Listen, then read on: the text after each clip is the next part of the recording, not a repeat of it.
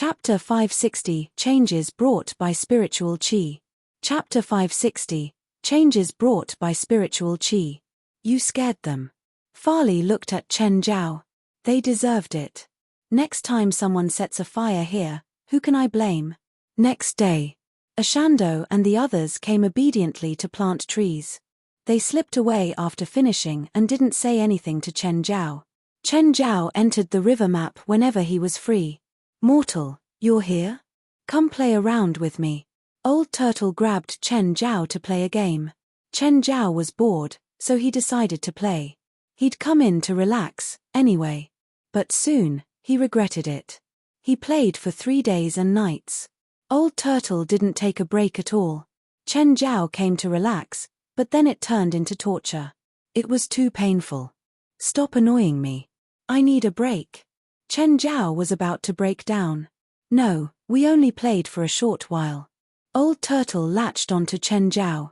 Should I transform myself when playing? Which Hollywood celebrity do you like? Should I turn into Scarlett? Or Nicole? Or Jessica? Chen Zhao broke free from Old Turtle's grip. Learn the parts under your head and then talk to me. Also, next time you turn into a woman, can you get rid of your beard too? Aren't you afraid they'll sue you? Then you take a nap first. Play with me after you wake up. Chen Zhao rolled his eyes. To hell with playing games. In order to sleep well, Chen Zhao even put a bed in here. He could sleep while enjoying the nurturement from the mountains. The river map was rich with spiritual qi. He felt completely energized after a nap. Seeing Chen Zhao wake up, Old Turtle grabbed him immediately. Mortal, let's continue playing. Play your ass. I need to cultivate. Cultivating isn't fun at all. For a million-year-old monster, there was nothing more boring than cultivation. Chen Zhao ignored him. How about you give me some pointers? I don't know anything about human cultivation. How can I teach you? Should I teach you how to cultivate into a monster? Go play your game. This old monster didn't have the awareness to act like a grandfather. Old Turtle, how about I give you some novels and you see how to act like a grandfather? Sure. Old Turtle wouldn't reject any forms of entertainment. When he exited the river map, the inferior demons had already prepared lunch. Carrie jumped onto the table. Chen Zhao looked at her size. Carrie, you seem to have gotten much bigger. When Carrie had just been summoned, she was the size of a puppy. Now, she was like a small Samoyed. There's too much spiritual qi here, Carrie said.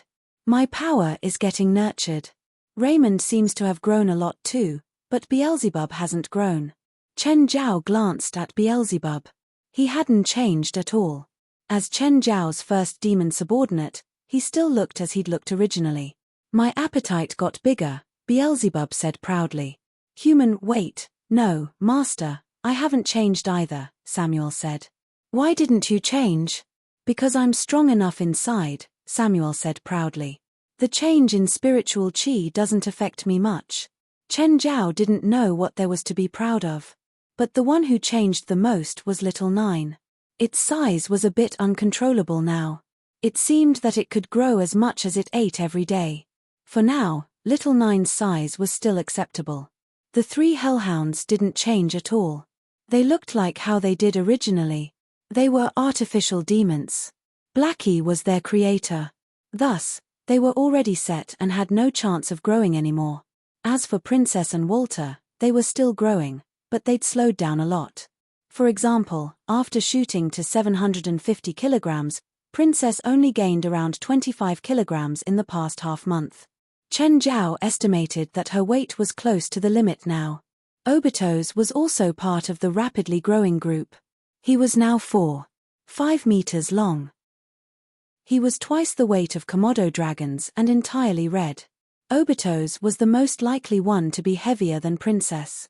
As for Black Ma and White Ma, they were in their true bodies, so they didn't grow too much.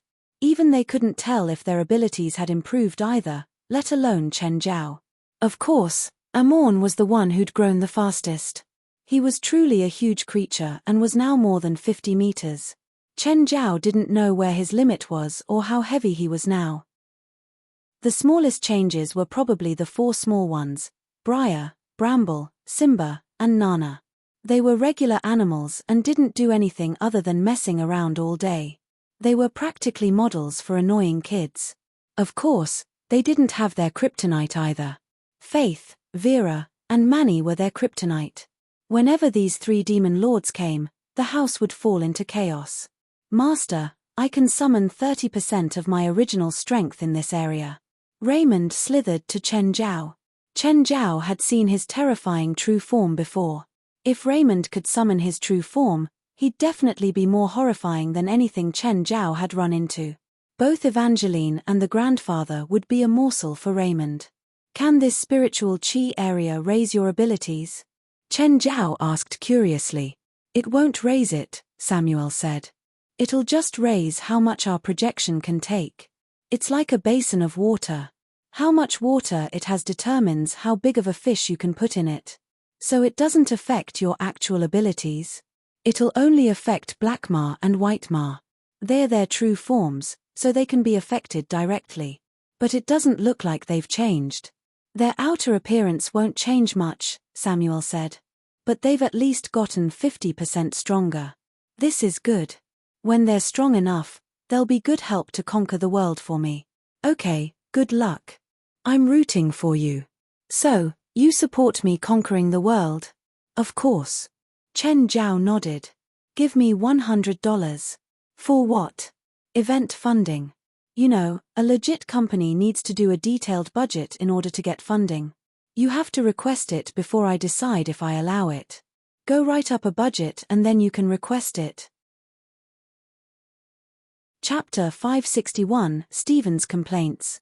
Chapter 561, Stephen's Complaints. Just then, a car stopped before Chen Zhao's house. Chen Zhao walked out only to see Stephen. Chen Zhao was actually happy to see him, but it was really sudden. Stephen had come here without even bringing his assistant. Chen Zhao recalled from their last phone call that Stephen had yet to complete the filming. Hey, old man, why didn't you tell me that you're coming? Chen Zhao walked up and gave Stephen a friendly hug. How come you're here? Chen, I'm really upset now. Have you been having too much sex again? Chen Zhao scanned Stephen's body. You need a checkup. Do you have alcohol? Stephen asked. Come in. Chen Zhao did not know what had happened to Stephen. But he surely looked depressed. Chen Zhao grabbed some beer. Princess strolled over with her big butt shaking. She wanted some beer too. Darling, come here. Stephen walked up and helped Princess open a bottle of beer. He took a mouthful first and then fed some to Princess. So what's wrong? Damn, I'll never cooperate with PLM again. They're all assholes. Stephen roared, venting his frustration. What exactly happened? Those bastards want my new movie to be released in July. And then? Stephen's eyes widened. Do you know how complicated it is to make a movie? Dubbing, colors, editing and reshooting. Need at least half a year, but now there are only 3 months left. 3 months for post-production? Not even enough for publicizing. The box office is going to be shit too. Chen, do you know how much this will affect me? Isn't Rasfa in charge of this? Talk to him. It was not Chen Zhao's field, so he did not know much about it. That old asshole can't do anything too, Stephen said, helpless. Why? He's not the sole decision-maker in PLM. Rasfa's opponent is the second largest shareholder Slody, whose people include the manager of the Resources and Publication Department. Next February, New York Plan, a super blockbuster movie invested by PLM, will be released, so Slody suggested that they should give New York Plan enough time for advertisements. And if my Great Sea Detective wants any resources in publication, I'll have to release it either after New York Plan, or earlier. Stephen added helplessly, if I release it in July, and start the publication now, there's no way I can cover the world in 3 months. PLM is only going to give a budget of $5 million for my publication. Fuck. Do you know what's the publication budget for New York Plan? $80 million. And New York Plan's film budget is only $120 million. Stephen had come here to complain. What could Chen Zhao do? He did not know about any of this. Stephen, I believe that you will succeed, even if you only have 3 months. Stephen shook his head. I have no hope in this. Once my great sea detective fails, I'll take full responsibility. My reputation will be ruined. Is there nothing you can do at all? Chen Zhao asked. Stephen shook his head. Too little time for post-production. Too little time for publication. Too little budget. There's no way it's going to be successful. Stephen kept complaining, but Chen Zhao could not help him. Chen Zhao was not an omnipotent god. If he was one, he would surely make Stephen's box office break the world record. Indeed, Stephen was only here to grumble. When Farley came back, she saw Chen Zhao and Stephen lying on the grass. There were cans all around them. Hey, Chen. Farley patted Chen Zhao's face. Chen Zhao opened his eyes, looking dazed. Darling, what's the time now? How much beer did you and Stephen drink? Chen Zhao rubbed his forehead. No idea. After a while, Stephen also woke up. Chen, Farley, I gotta go. No, I don't want to be a murderer. You're still drunk. Chen Zhao stopped Stephen. I still have work to do. I don't care. You have to stay here tonight. Stephen could not dissuade Chen Zhao. Importantly, Chen Zhao had even snatched his car keys. Stephen had to spend the night here. Nevertheless, the two went to eat and drink again. Stephen drank so much that he eventually vomited. Then, Chen Zhao carried him into a bedroom. When Chen Zhao went downstairs, Farley was sitting by the lake. Is Stephen sleeping? Yes. Chen Zhao sat down beside Farley. Just then, little Nine surfaced from the water. It rested one of its heads gently on Farley's legs. Farley stroked little Nine's head. It felt cold and comfortable to touch. It was really different from the furry feeling of mammals. Suddenly, Obito's climbed over. Shocked, little Nine immediately dived into the lake. Compared to Obito's fire dragon bloodline, little Nine was still weaker. Moreover, the 4-meter-long Obitos was much stronger than the 7-meter-long little Nine. Lastly, one of them was fire, while the other was water. They were born incompatible. Every time little Nine encountered Obitos, it would be bullied by him. Ada. Obitos poked Chen Zhao with his head. He also tried to lean against Chen Zhao and Farley, like what little Nine was doing. However, with his 600 kilograms of weight, even if he did not lie on Farley entirely, Farley could not take it. In addition, Obito's scales were not as smooth as little Nine's skin, not to mention his fire dragon bloodline. He did not have the coldness of cold-blooded animals. Instead, if anyone put their hand on his skin, they would feel a scorching temperature. Ada, father said that he's finished counting Samuel Logan's properties. When you're free, you can go and take your share. Chen Zhao nodded. He was also looking forward to what he could receive. Chen, when I passed by the supermarket today, I heard from the staff that you bought many things, even a television. Who are you giving them to? Chen Zhao was momentarily stunned before he reacted. People in that place. They're isolated from this world, and many things are unavailable. Every time, I go there empty-handed, so I decided to bring some things there this time. Oh, are you going there again soon? Farley was really curious about what that place was. Yup, within the next few days. Chapter 562, Carlo's Hell Trip. Chapter 562, Carlo's Hell Trip. What did death feel like? First, there was darkness. Then your consciousness would start fading. You'd keep falling, like you were drowning. The process felt like an eternity but also like one instant. Then there was a red light. Finally, you'd fall into a large river. A frightening river filled with fresh blood. This was what Carlo felt.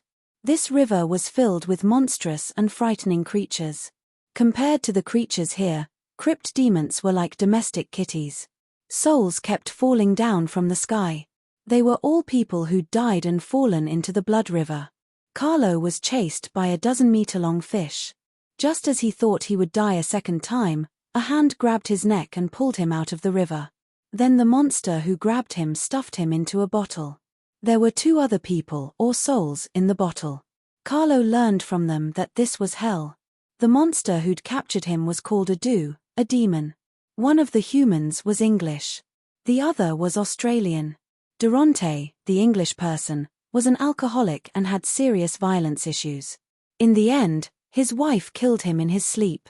Nabor, the Australian, was a gang leader. He died in a shooting.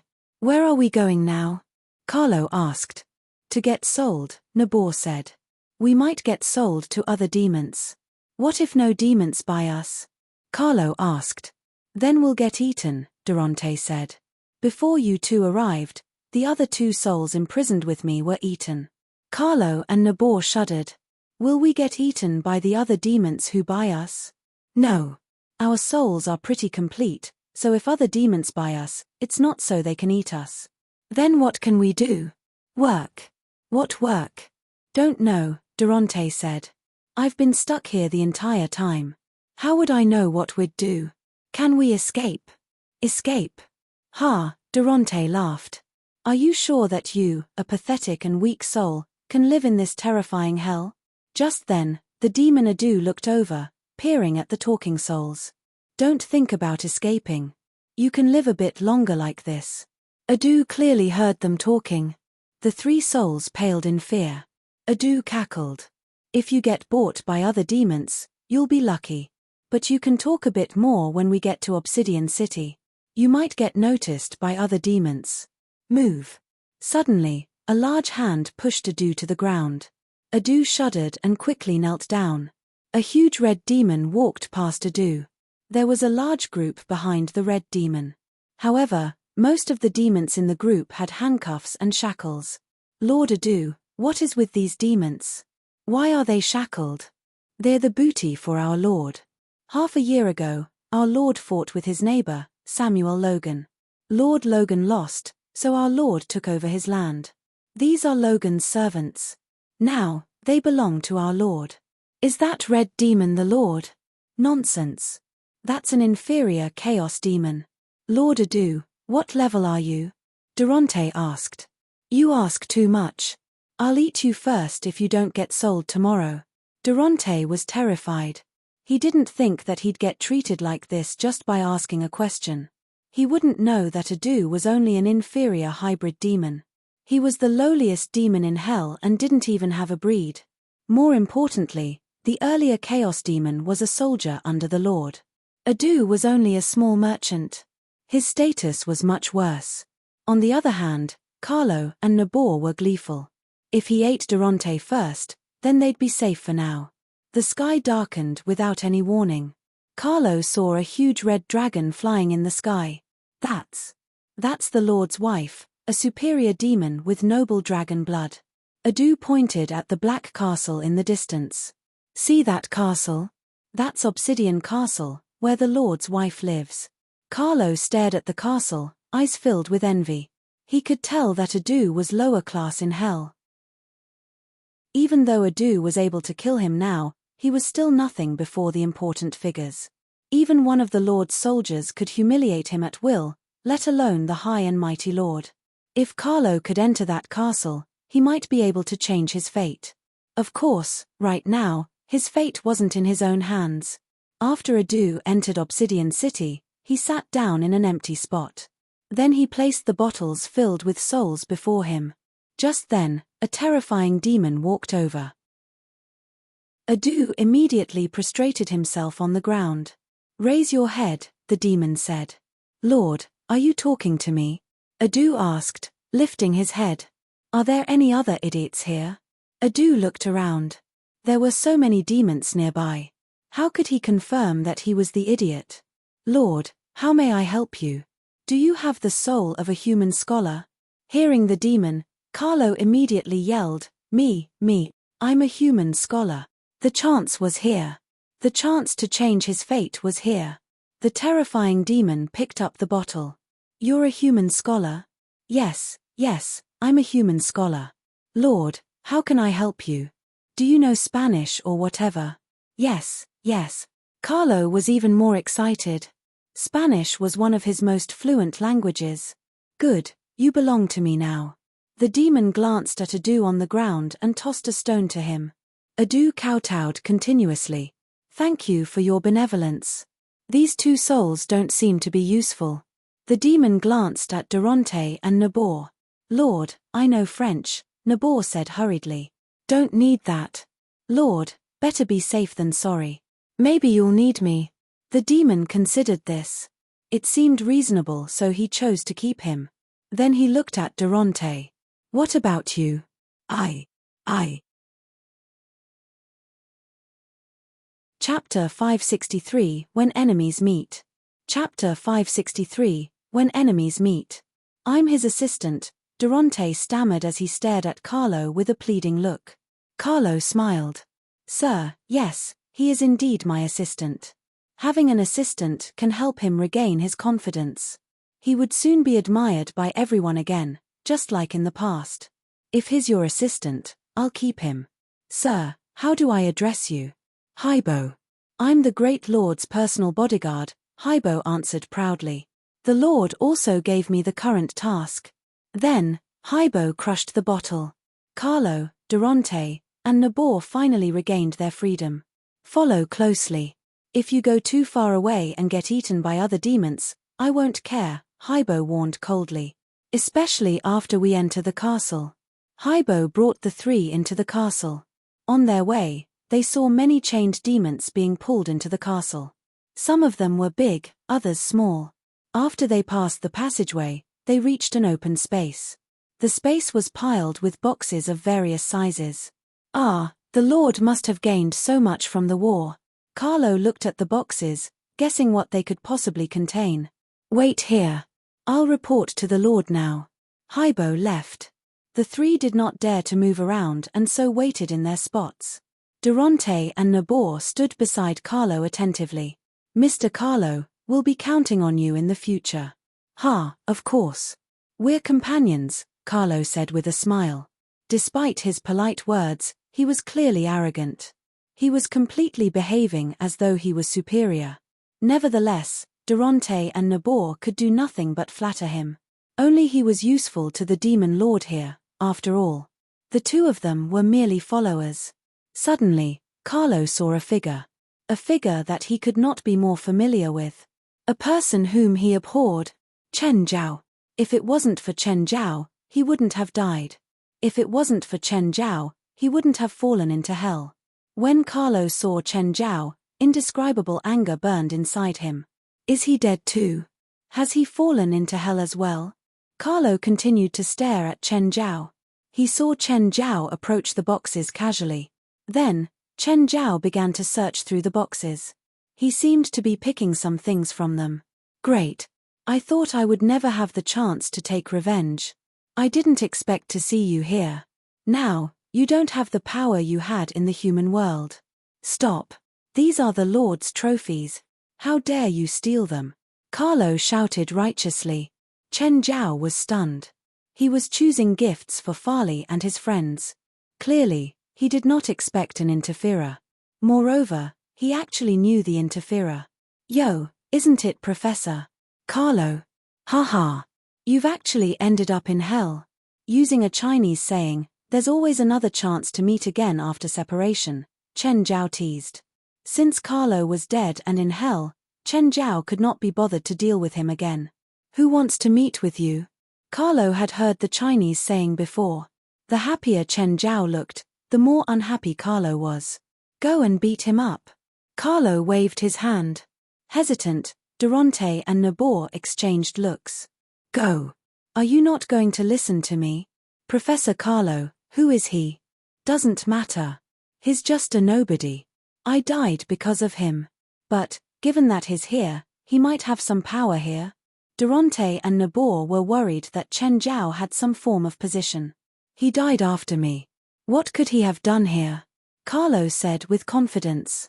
He was lucky to have entered Obsidian Castle. How could Chen Zhao be even luckier than him? You saw for yourselves that he was stealing the Lord's trophies. No matter who he is, he's doomed for sure, Carlo said. Don't you want to be recognized by the Lord? Durante and Nabor glanced at each other. That's right. If they beat him up, after the demon lord arrived, they could righteously claim that they did it only because he had been stealing. They might even be recognized by the Lord. It was an exceptional opportunity not to be missed. After they heard Carlo's words, they looked at Chen Zhao with an evil smile. Go. Even if you kill him, I'll take the responsibility, Carlo said, fully confident. Carlo had just received Haibo's recognition, and now he felt as if he already owned the world. Durante charged forward impatiently. However, the only thing that welcomed him was Chen Zhao's fist. Bang! Durante's spirit broke up at once. However, very quickly, it converged again. Chen Zhao looked at his hand. He had forgotten to use magical power. Professor Carlo, look at how popular you are wherever you go. Where did you get those 2 followers? Chen Zhao looked at Carlo, smiling. Cut it out. It's too late to act friendly. Carlo felt that Chen Zhao was begging him for mercy. Nonetheless, Carlo viewed Chen Zhao as an absolutely irreconcilable enemy.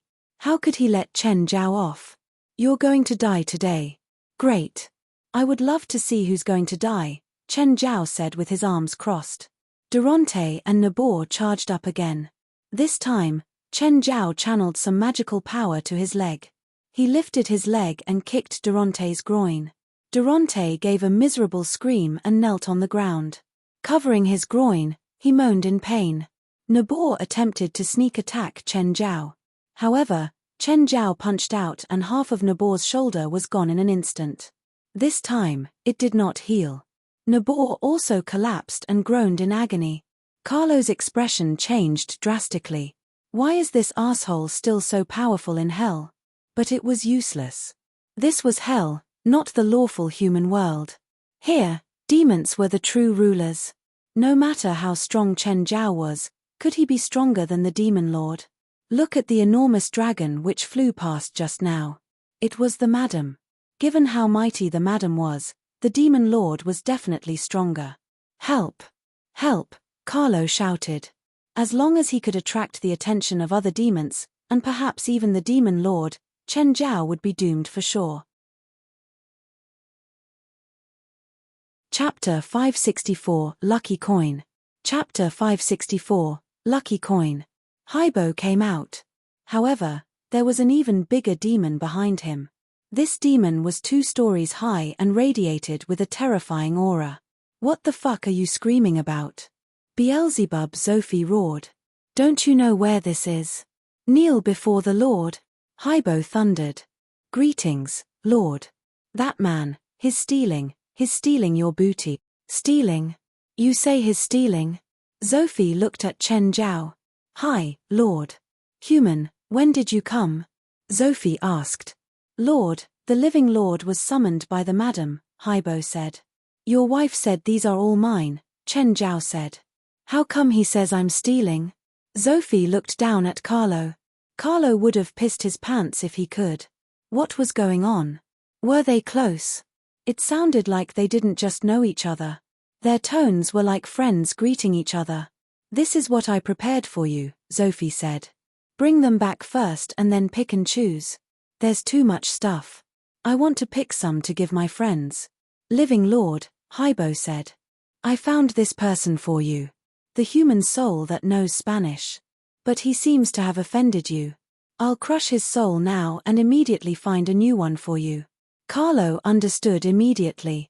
Chen Zhao wanted to translate that naval diary. And Haibo was looking for someone who knew Spanish to help Chen Zhao translate the diary. This meant that Chen Zhao had a close relationship with this demon lord. And from what Haibo said, Chen Zhao didn't die. He'd been summoned by the lord's wife. This relationship was even more complicated. As for Durante and Nabor, their souls were almost scattering in fear. They'd even forgotten their pain. Earlier, they'd wanted to kiss up to Carlo. Now, they realized that the truly powerful one was the one they'd provoked. Dead. They were seriously dead now. Chen Zhao squinted at Carlo. Carlo hurriedly knelt down before Chen Zhao. Mr. Chen, I'm sorry. It's my fault, all my fault. Please forgive me. I'll translate each word of the diary. No, I'll translate it into Chinese. Chen Zhao considered it. Carlo's knowledge went without saying. He knew Chinese too. If he translated it into English, there might be places that Chen Zhao couldn't understand. If he could translate into Chinese, It would be easier to understand too. Whatever, he'll do, Chen Zhao said. As if saved, Carlo slumped down in relief. What are these two for? Chen Zhao asked. Don't know them.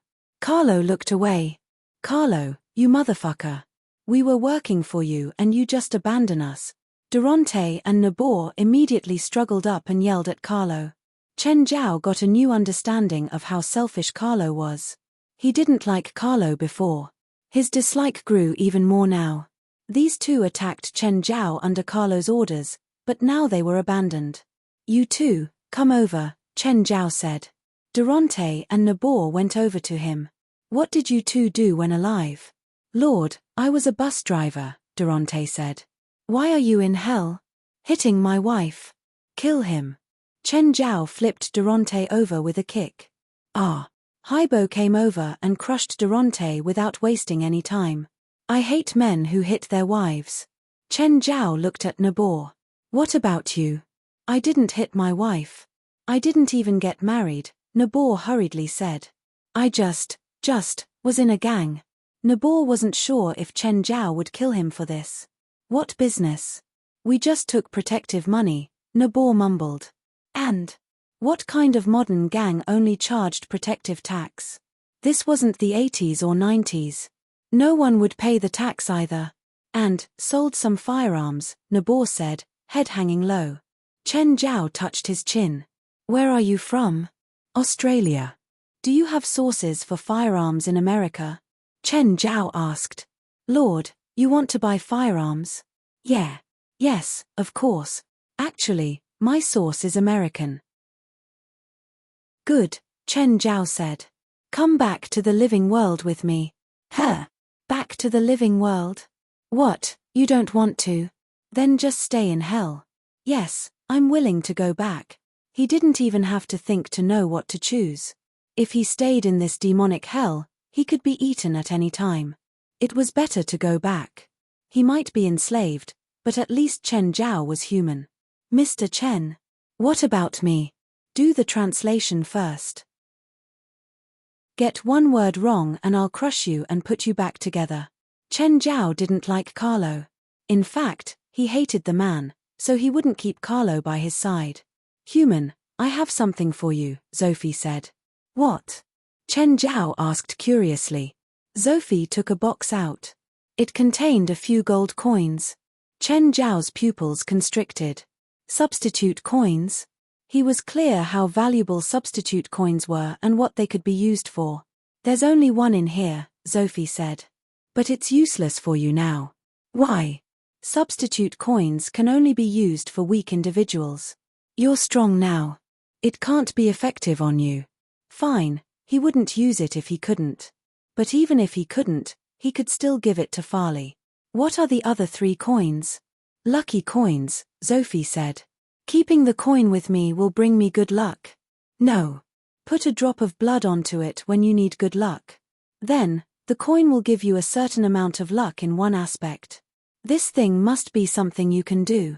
If you can't do it, the lucky coin won't help you accomplish it either. It should be more useful for you, right? Chen Zhao asked. The stronger you are, the less effective these special tools are. The lucky coin can only bring temporary luck. It won't make your wishes come true. Chapter 565 Unspeakable Gains. Chapter 565 Unspeakable Gains. Which means it's pretty much useless for me. Yes, Beelzebub, Sophie said. I used a lucky coin 2,000 years ago. What happened then? What did you gain? I trampled a plague rat which had been stealing my treasures. Before that, I hadn't managed to catch the rat. That time, I was about as strong as you are right now. Chen Zhao was speechless. Lucky coins seemed to be totally useless to him. Never mind. It's a magic item, after all. Let's keep it. Carlo and Nabor stared at Chen Zhao. They regretted even more. Chen Zhao clearly had an extraordinary relationship with the Demon Lord. The Demon Lord even gave him such precious items as a gift. Ordinary beings couldn't even imagine them. By then, Carlo also understood why Chen Zhao was uninterested in the things in that ancient ruin. If Chen Zhao really wanted something, he could just come to hell. What could he not get? Just then, Oris came towards them from inside. Human, we've prepared a feast for you. Quick, follow me. Don't tell me it's things like evil spirit soup, human bone dish, or human skin stew again. Don't worry. Not this time. I know you don't like them. When Oris prepared a meal for Chen Zhao last time, he was almost disgusted to death. Chen Zhao even suspected that Oris had done it on purpose. Anyway, the meal this time was not half bad. Nabor had been following Chen Zhao. As Chen Zhao ate, he turned his head and asked, "You want some?" Can I? He's just a petty spirit. All the dishes here contain demonic power.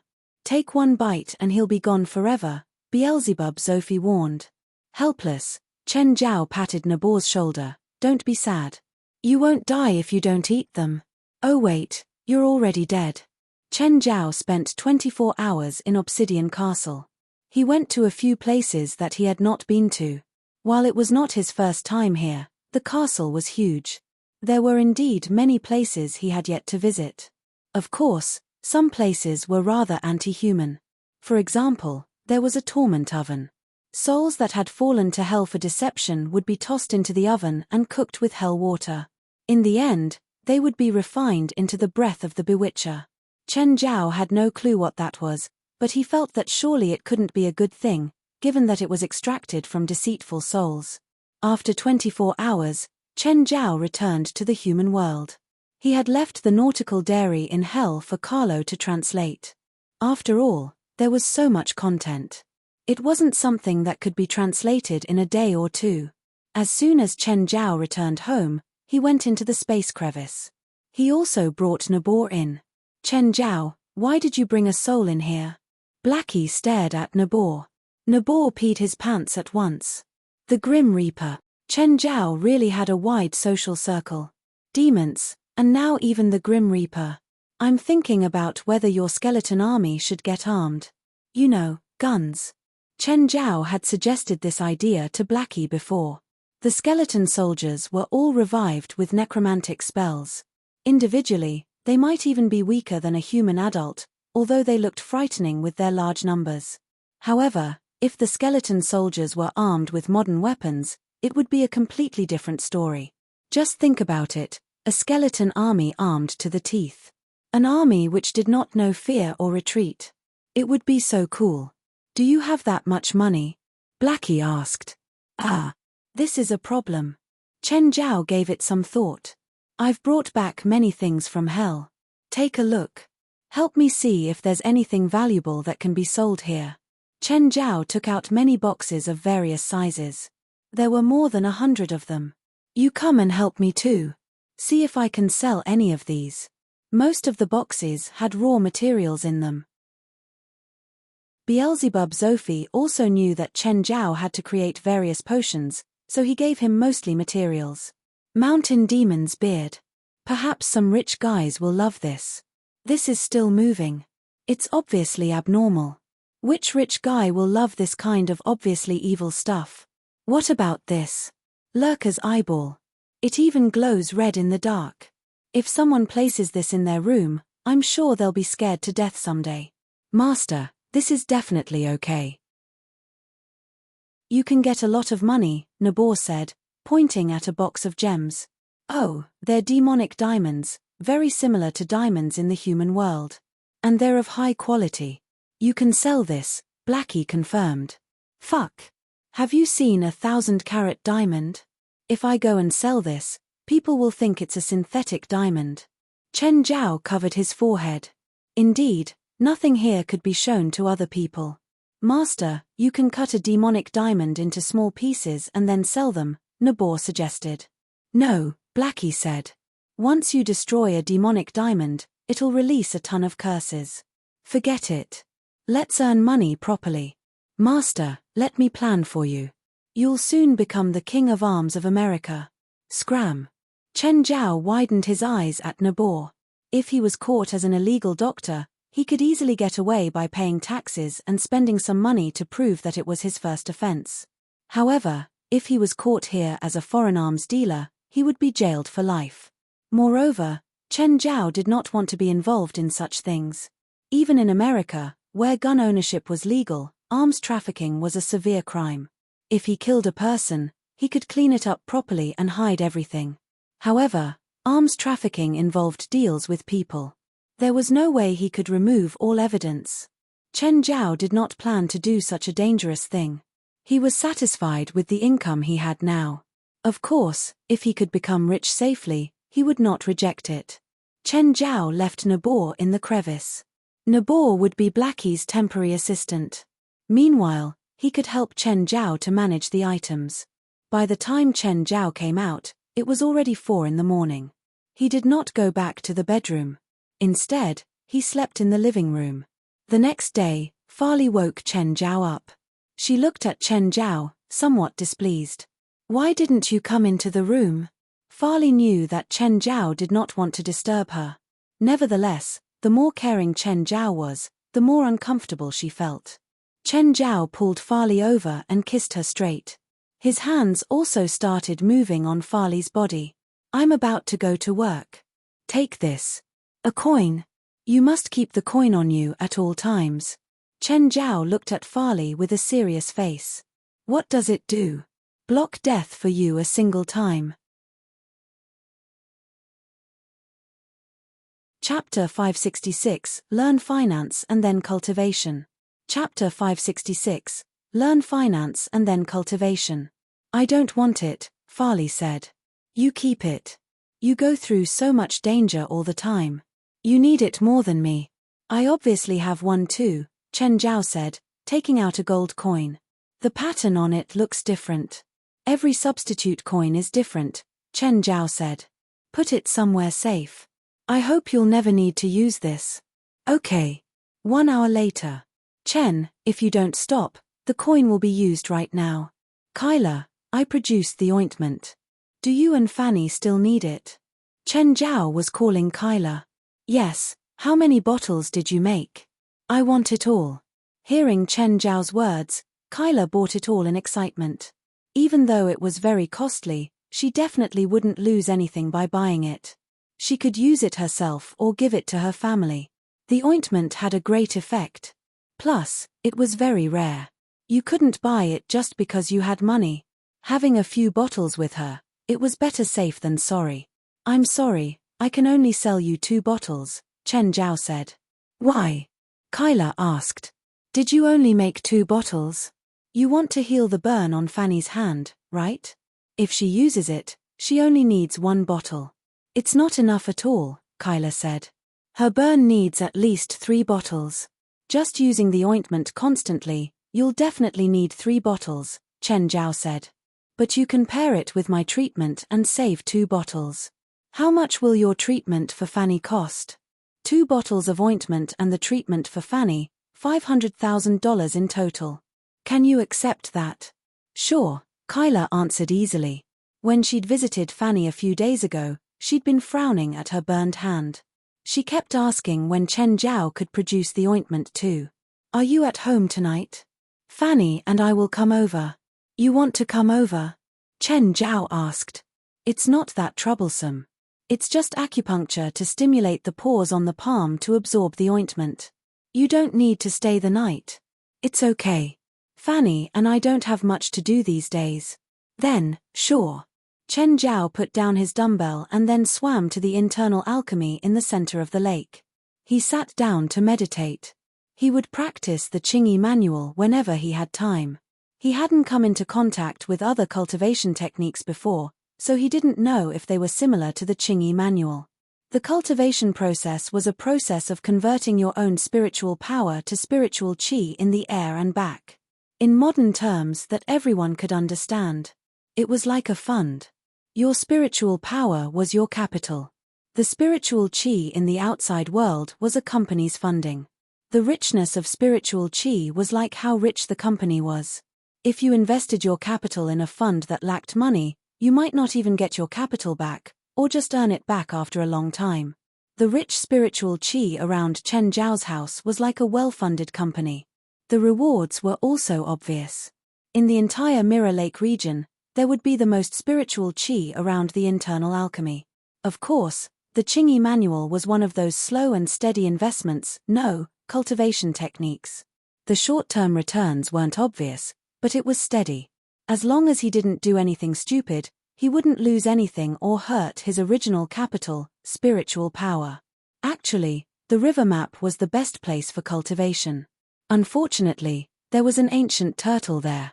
Old Turtle never let him cultivate in peace whenever he went. If he was the old grandpa type who could help him cultivate, Chen Zhao would tolerate him. However, he was the type who was really powerful but completely unreliable. This was why you couldn't become a teacher just because you were smart. As for the river map, anyone could see that it was a great treasure passed down from ancient times. But there wasn't much use. It really was useless. Before, Chen Zhao had wanted to relax in there. But ever since Old Turtle forced him to play games for 3 days and nights, Chen Zhao gave up. Old Turtle had been stuck in there for thousands of years. Now, there was finally someone who could eat and play with him. So, every time Chen Zhao went in there, Old Turtle would annoy him in every way possible. Okay, he had to care for the lonely senior occasionally. After cultivating, Chen Zhao entered the river map. I wish I could date. Old Turtle was feeling sad about himself again. This was what Chen Zhao couldn't stand. Where's your dignity as a strong cultivator? You're so powerful, but you just have to act like a middle schooler all day long. You want this today and that tomorrow. And everything else is fine, but why do you want to date? You want me to get you a little turtle? Please, they'd be dead if I bring them in. Old Turtle, did you watch some movie recently? Love is not blind. How about you transform yourself? You can date yourself. No, I can't use transformation after cloning. I can't clone myself after transforming. Then use your own face. Dating yourself is interesting too. I've tried. I want to throw up after looking at myself for 10 seconds. Chen Zhao felt like he didn't have to come to visit at all. Old Turtle actually had fun by himself. Here. Chen Zhao found a magazine and cut out a person's face, taping it to Old Tortoise's face. Now it's okay. Hey, it might work. Old Turtle cloned himself again. Chen Zhao sat on the ground. He drank alcohol while watching Old Turtle act by himself. What scene are you acting? Titanic. Old Turtle hugged his other self from the back. Jack. Lucy. Bletch. This alcohol is too much. Chen Zhao very rarely threw up from drinking, but he really vomited after today's drink. Didn't I bring this in? How come it's so strong? Chen Zhao asked, holding up the beer. Just as humans are the top of all spiritual creatures, alcohol is the top of all spiritual water. It also absorbs spiritual qi. The more spiritual qi a place has, the stronger the wine produced there. But I didn't brew the beer here. I brought it in from the outside. Of course, but it was here for almost 15 years. It's already come into contact with the spiritual qi. Chapter 567 Alcohol that can make sadness flow into a river. Chapter 567 Alcohol that can make sadness flow into a river. This beer can't hurt anyone, right? It won't hurt you. Spiritual qi only benefits people. It won't hurt anyone. Chen Zhao's head kind of hurt, but his mind was extremely clear. The sweet alcohol entered his throat, hot but not burning. A fragrance poured out without an endless aftertaste. Images flashed past his eyes. Memories that had blurred became clear again. Chen Zhao's cheeks actually dampened. He wiped away his tears. What? I became so emotional after drinking this. Your spiritual power isn't bad. If a regular person drinks it, they'll probably dissolve into tears. You're sure drinking this won't kill anyone? Of course. It's not fake alcohol. Chen Zhao looked around. There was a bamboo forest in the distance. He cut down some bamboo tubes and poured the wine in. What are you doing? I'm going to see if there's a market. What do you mean? Sell the alcohol. Money's tight these days and you keep spending. I need to maintain my income. How much can you sell this for? Old Turtle grew interested too. I don't know, Chen Zhao said. I have to package it and find some rich people to taste it. There's purple bamboo deep in the forest, Old Tortoise said. It'll look better if you use that bamboo. Purple bamboo? It sounds hard to grow. Grows one segment every century. But time flows differently here. As long as you don't chop them all down and only cut down one or two every time, you'll be able to maintain it. The two worked for a while. The purple bamboo was very sturdy. Chen Zhao couldn't even hurt it with his bare hands. In the end, he had to add magic to the bronze sword and chop with it. Name it, Chen Zhao said. Old Turtle wasn't cultured. He thought for a long time and could only think of things like divine wine, spiritual wine. Chen Zhao was speechless. Uncultured people were scary. Just call it purple brew. How is that name better? What's bad about Old Turtle divine wine? Great, but we don't have an Old Turtle in the wine. Chen Zhao made 10 purple bamboo tubes and poured wine into it. He'd planned on brewing wine from the grapes in his backyard anyway. If the purple brew could sell for a nice price, he'd set up a sales channel. This way, he'd have another source of income. Old Turtle unwilling carved the words on in classical Chinese, purple brew. Halifa, how about we eat dinner together? Halifa Oliver frowned. Why was this old guy inviting him today? She was angry just thinking about the last time. Stephen had obviously gotten Hutchinson-Gilford syndrome, but the next day, he said that he wasn't sick. It was just a trick to see her reaction. Halifa didn't know how Stephen did it, even tricking the doctors. But with Stephen's wealth, it wasn't completely impossible. However, Halifa was still caught up with this. She didn't want Stephen to die, but she was even unhappier seeing how comfortable and relaxed Stephen was. I'm busy, Halifa rejected him after hesitating for 3 seconds. I feel depressed these days, Stephen said in a low voice. I want to die. You old asshole, you want to trick me again? No, I'm serious. Work is stressing me out. Halifa knew that Stephen wouldn't commit suicide. But she was still worried, even though Stephen was a shameless bastard. Where are you now? At home, Stephen said. Wait for me. Halifa sighed. This old bastard was honestly her nemesis. After hanging up, Halifa said to her driver, We're not going to the company anymore. When Halifa arrived at Stephen's house, she saw him lying shirtless beside the pool. Old bastard. Halifa entered the house. Hi, Halifa. You're here. You don't look like you're about to die. I said that I want to die, not that I'm going to die, Stephen said matter-of-factly. Sit down and drink a glass. We haven't drunk together in a long time. Halifa studied him. Stephen seemed to have drunk a lot. He smelled of alcohol. Stephen never drank alone. Whenever he was unhappy, he would find someone to drink with them. When they were still together, Stephen would ask her to drink with him. After they divorced, Stephen would go to his friends. He really did have something on his mind. This was why he called Halifa over to drink. Just then, a commotion sounded outside the door. Why can't I go in? You can't go in. How can you stop me? Ah. 2 pained cries came from outside. When Halifa and Stephen heard it, they both got up and went to the door. Then they saw Chen Zhao standing there. 2 guards lay on the ground. Ah. Would you believe me if I said they hit me first? Chen, how come you're here? Stephen looked at Chen Zhao in shock.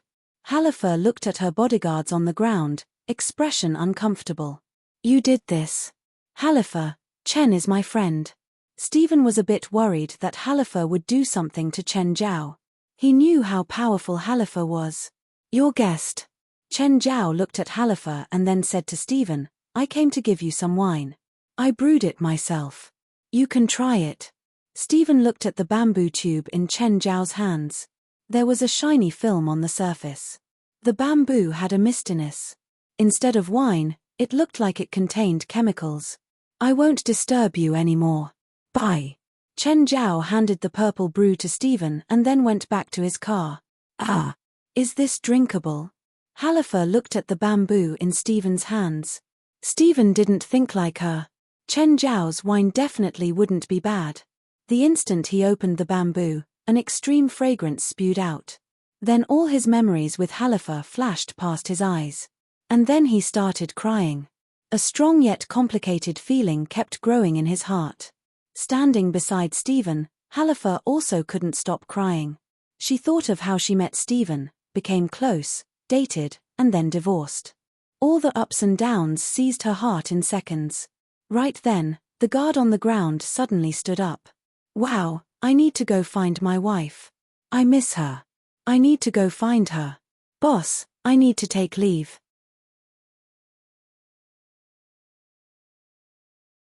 Chapter 568 Old Times.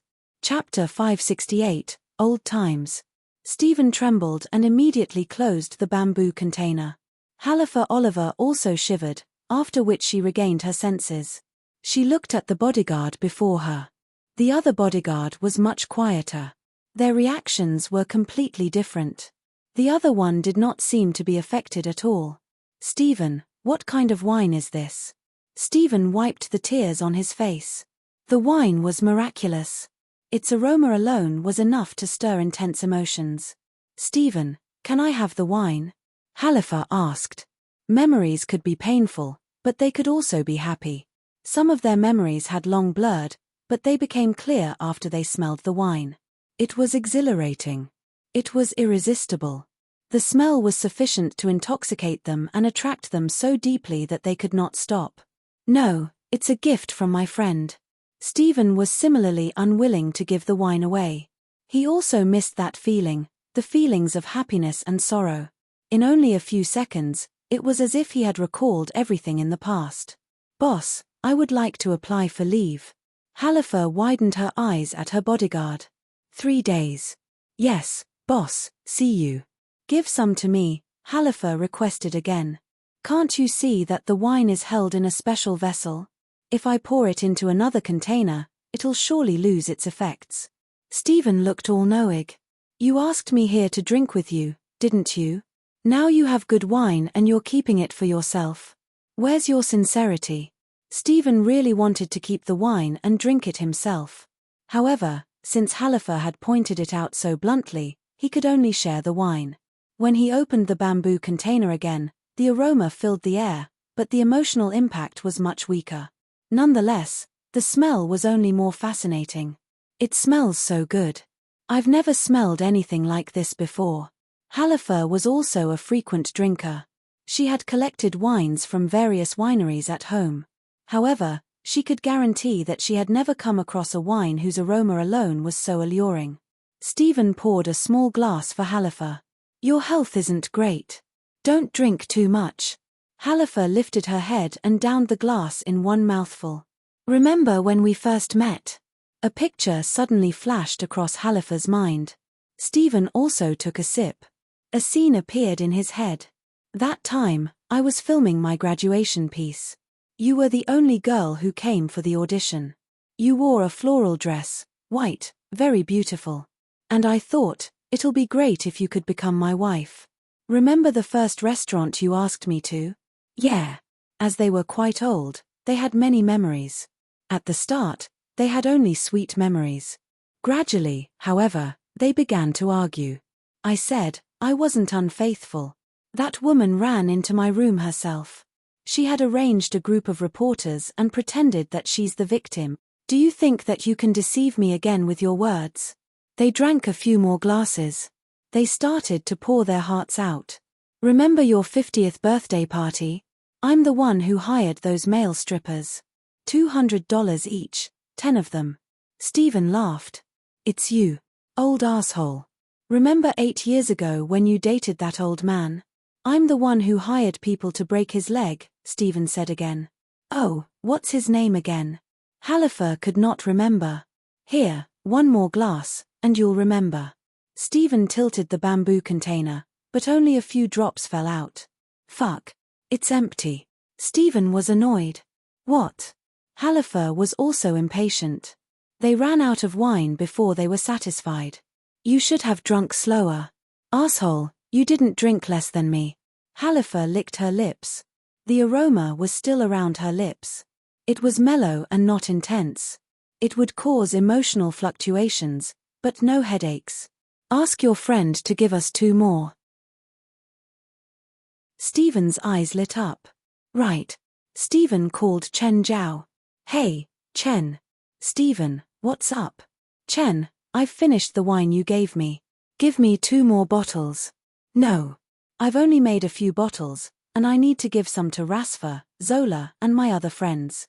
Don't say how close we are. I can only give you 1 bottle. What? Just 1. You might as well not give me any. Who gives presents like this? Stephen cursed. Rasfa's quit drinking. Give me his share. You're my friend, so is he. There's no way I'm going to give you 2 and not give him any, Chen Zhao answered. If you still want to drink, go find someone with the wine. Yeah, I can go to Rasfa's for the wine, Stephen thought. I'm going to Rasfa's. Are you coming with me? Stephen asked. Yes, of course. Fuck. Give me my wine back, you thieves. Rasfa screamed loudly. I've only had 1 sip, bastard. After Rasfa had taken his sip, he was still enjoying the sweet aftertaste, thinking about those unforgettable times. However, by the time he realized it, Stephen and Halifa had already finished half of the wine. Rasfa, when have you become so stingy? It's just a bottle of wine. Just a bottle of wine? It's Chen's wine. Don't you know how precious his wine is? Rasfa attempted to snatch the wine, but Stephen would not let go. The two grappled with each other and eventually knocked the bamboo container onto the floor. They began arguing loudly. In the end, they only stopped because of Halifa. Someone, come and clean the living room. A maid walked in. Her eyes were red and her face had clear tear marks. What's wrong? Did someone bully you? Sir, nobody bullied me. I just recalled the times when my grandmother was still alive, the maid sobbed. Has the wine been enchanted with magic? Halifa said, amused. Stephen and Rasfa widened their eyes at each other like 2 roosters. They were still blaming the other for spilling the wine. Now, none of them could drink. No, we have to get more from Chen. Chen said that he doesn't have a lot himself. He's giving each friend just 1 bottle. Wait, I think he said he's giving 1 to Zola. Let's go and find Zola.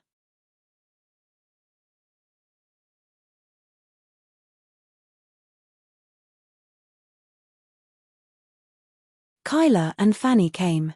They parked the car at the door instead of the underground garage, and came through the door. Smells so good. What is it? I've never smelled wine so sweet. It's so moving. Want a glass? Farley offered a glass. Fanny accepted and drank it all. That instant, an image flashed through her mind. It was that dreamlike night. That night, she'd been thirsty, so she went downstairs to look for water. And then that black shadow. The snake that led her to the waterfall cave. The voice at the end. Fanny's head shot up and she looked at Chen Zhao. It was him. That voice was him. Fanny, are you okay? Chen Zhao didn't understand. Why was Fanny suddenly looking at him? Fanny lowered her head. No, nothing. Fanny, Kyla, how come you 2 came over today? Chen said that he made the ointment, Kyla explained. So I brought Fanny over. Actually, she'd wanted to come over herself. She had to admit that the trip was worth it. If she hadn't come, she would have missed this wine. For dinner, they sat on the grass in the front yard, chatting while drinking. Mr. Chen, do you sell this wine? Yes, but I can gift you 2 bottles, Chen Zhao said. How much is 1? Fanny asked. I want 10 bottles. Ah. I've set it at $500,000 per bottle for now. Splooch. Farley, Fanny, and Kyla all spat out their wine at the same time. Fanny looked at Chen Zhao in shock. Are you sure you said the right price? I'm not drunk. I know what I'm saying. I can't even afford 1 bottle per month with that price, Kyla said, chuckling wryly. Even an A-list actress was stunned by that price. But whether the wine was worth the price, it depended on the person. It was indeed great, but not to the point that people would lose their minds over it. The price also meant that there wouldn't be a large supply.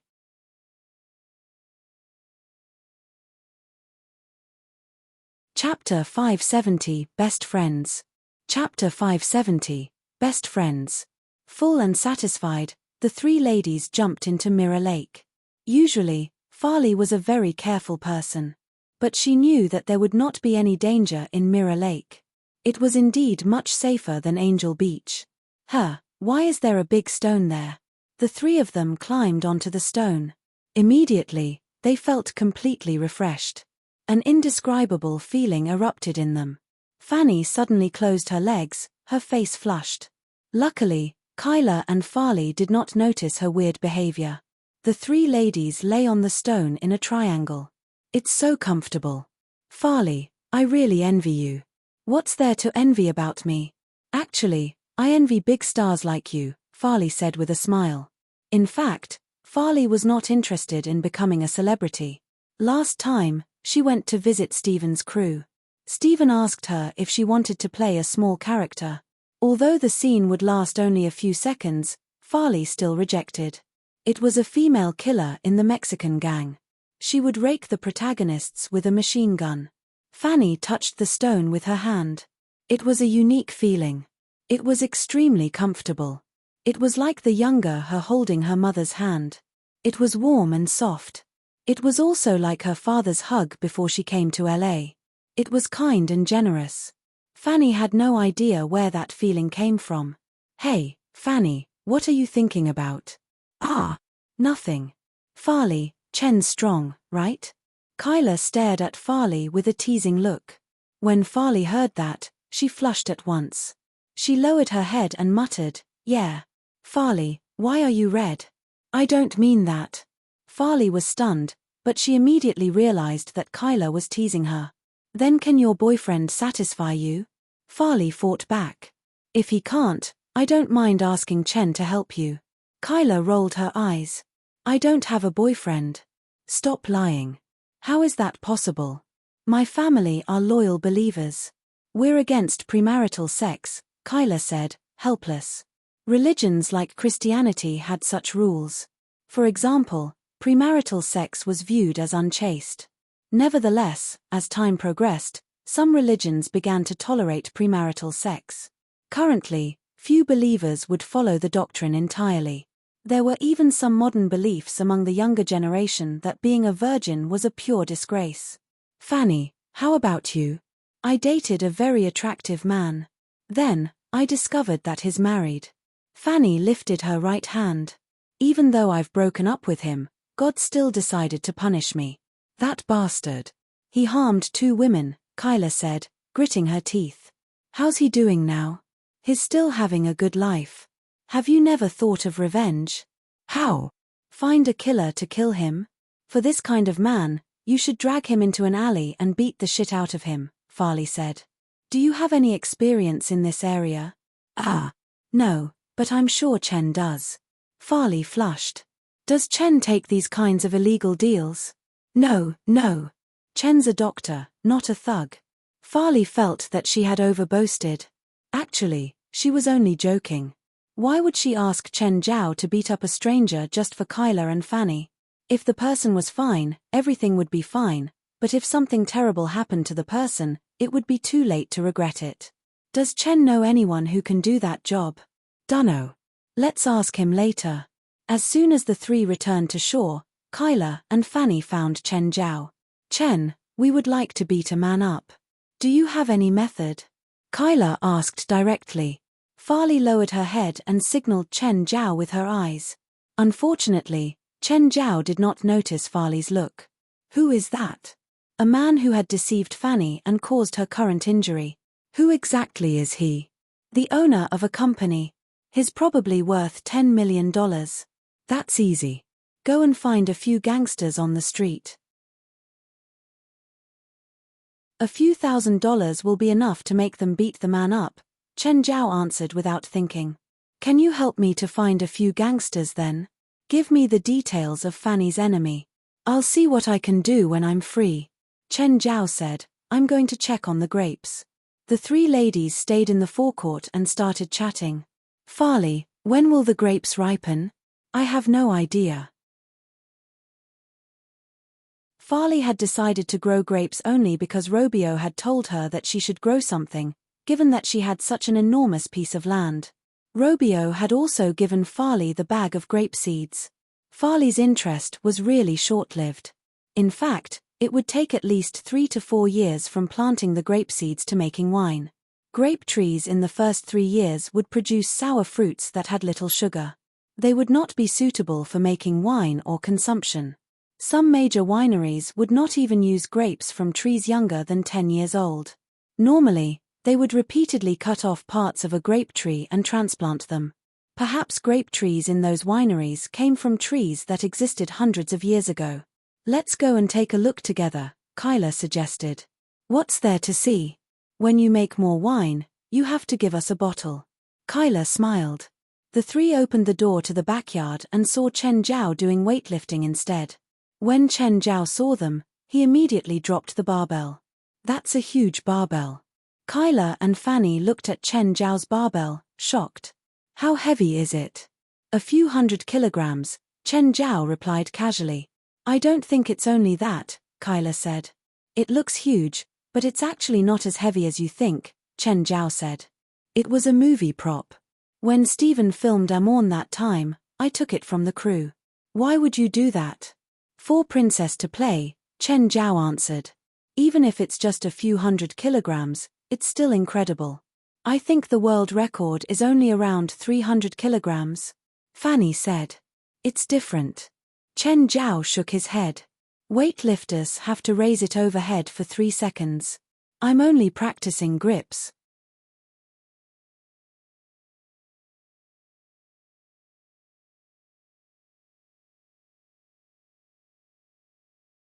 Kyla exclaimed.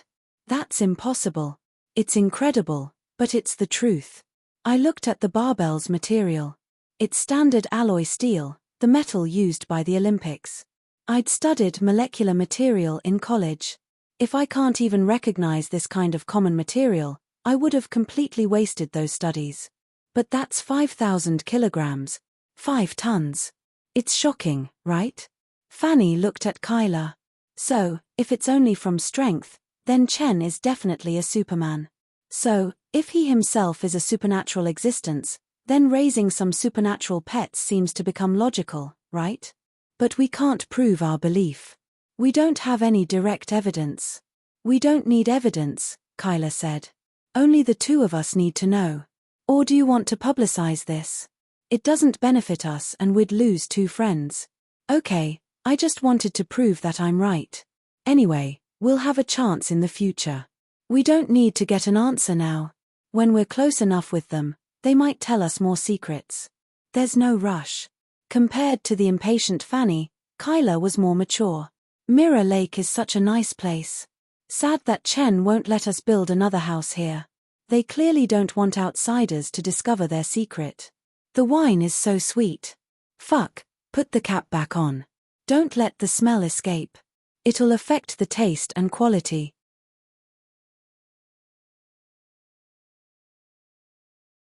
Chapter 572, Say No to Throwing.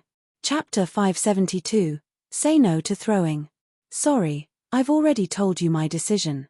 Stop calling me, Tiger said, somewhat frustrated. Tiger, you have great potential, but potential isn't power. Even if you don't agree to our terms, we can still make you lose in the ring. By then, you won't get anything.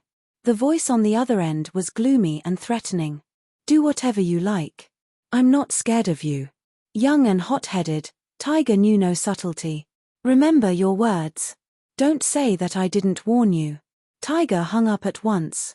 He would receive 4 or 5 such nuisance calls every day. As a professional boxer, he knew some of the secrets in the field. Some people would use illegal means to manipulate matches in order to win bets. Like the person who had just called him. Tiger did not even know who the person was. But the person had already called him 3 consecutive times, asking him to lose to his opponents. They would pay him 50,000. In other words, they wanted him to throw the matches. Just like how most boxers hated those who would throw a match, Tiger was also disdainful about it. He wanted to gain fame and fortune through dignified victories. He also believed that he was powerful enough to get whatever he wanted. At the same time, he would like to prove his worth to some people. Chen Zhao and Gaia were definitely among them. One of these two people had discovered his talents. He had given him another chance to stand in the ring. The other was his mentor. Gaia's help was no less than Chen Zhao's. Therefore, Tiger did not want to disappoint them. He wanted to tell them that they had not trusted the wrong person. That their choice was correct. Tiger, where you hiding? Come out now and train. Gaia's voice erupted from outside the changing room. Tiger ran out at once. Gaia widened her eyes at him. Why were you so slow? Do you think that you can stop training after winning those matches? Sorry, coach. Let's begin. Tiger was particularly serious. As a result, Gaia could not even be lazy. She even missed the times when she was Chen Zhao's boxing coach. Although Chen Zhao was outstanding, he did not have the inspiration to become strong. He had asked for the training himself, but he would seize all opportunities to be lazy. At night, everyone else had left. Gaia was exhausted herself. Tiger, that's enough for today. Coach, I would like to practice a bit longer. Then continue yourself. I need to go back. Remember to lock the door, Gaia said. Whether an athlete could become successful depended not only on his talents but also on how hardworking he was. Tiger's talents had been greatly boosted by Chen Zhao. He was also sufficiently diligent. Therefore, Gaia was confident that Tiger would certainly succeed. He would become a superstar in international boxing, starting from the BBL competition this time. He would conquer all enemies with his strength. Tiger only started to pack up when it was almost 11. He locked the door for Gaia. This was one of his benefits as Gaia's student. He could use the fitness center whenever he wanted to. In fact, he had the plan of opening a gym himself when he got rich. Of course, he had to do it somewhere far away. He knew that Zanla Douglas had opened a gym upstairs. If he recalled correctly, Zanla Douglas had been beaten up by Chen Zhao right here. Tiger did not want to be jointly attacked by Chen Zhao and Gaia. They were two monsters. Even if Tiger could become the world champion, he would not want to be in the same ring as any of them. Tiger stood by the roadside, quietly waiting for the bus. He still had zero income at the moment. All his expenses were supported by Chen Zhao. Hence, he planned to buy a car as soon as he received his competition prize. Fortunately, the bus to reach home had very long service hours. Just then, Tiger's phone rang again. Hello. Tiger, let me ask you one last time. $50,000, lose the matches in the next 4 days. I don't care how much you're offering. I'm not throwing the matches. Tiger rejected the request righteously. This time, the other party hung up first. Just then, a car with its high beams on drove toward him. Tiger was not paying any attention and the car was extremely fast. Crash. Tiger only felt that something was wrong when he was hit. A few people alighted from the car and approached Tiger. At the moment, Tiger was lying on the ground, covered in blood. The few people immediately punched and kicked Tiger. Break his arms. Ah! Tiger screamed and fell unconscious. However, the next moment, he was awakened by severe pain. Kid, this is what happens when you reject me. I told you, I can make you get nothing. Now, my words have turned into reality. Understand? Chen, something's happened to Tiger. It was Gaia's hurried voice. Chen Zhao looked at the time. It was 4 in the morning. He said in a sleepy tone, don't tell me he raped a girl on the street. I'll crack his balls myself. No, he's in the ICU now. He's been attacked. Chen Zhao was alerted at once. What? What happened? I'm not sure what's the exact situation either. The police found my number in his phone. They said Tiger's in the hospital. Why didn't the police call me? Did he not store my number in his phone? Fuck. You're still in the mood to joke. No, I need to know what's my position in his mind. Fine, he has recorded your number, but he's put your name as monster. Asshole, Chen Zhao cursed softly. When can you come? I'll go now. Chen Zhao got out of bed quietly. Actually, Farley had already woken up during the call. Are you going out? Tiger's injured. I need to go to the hospital. All right. Be careful. Love you. Chen Zhao bent to kiss Farley. Then, he hastily put on his clothes. When Chen Zhao reached the hospital, he realized that apart from Gaia, there was another familiar person outside the ICU.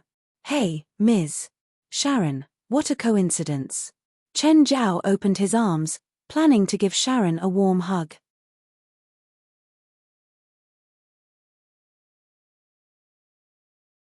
Chapter 573, Suspect.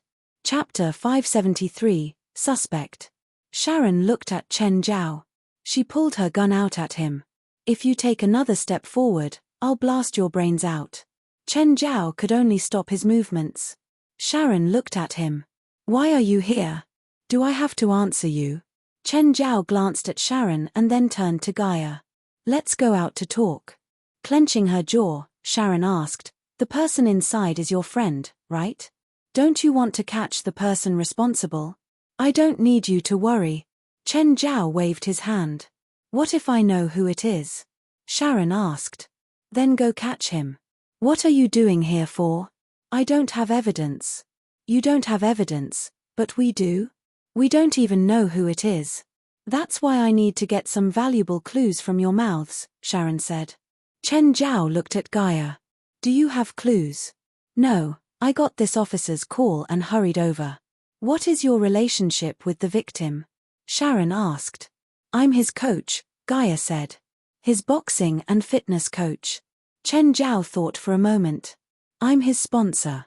He was an illegal doctor. He wouldn't say that he's a doctor before a cop.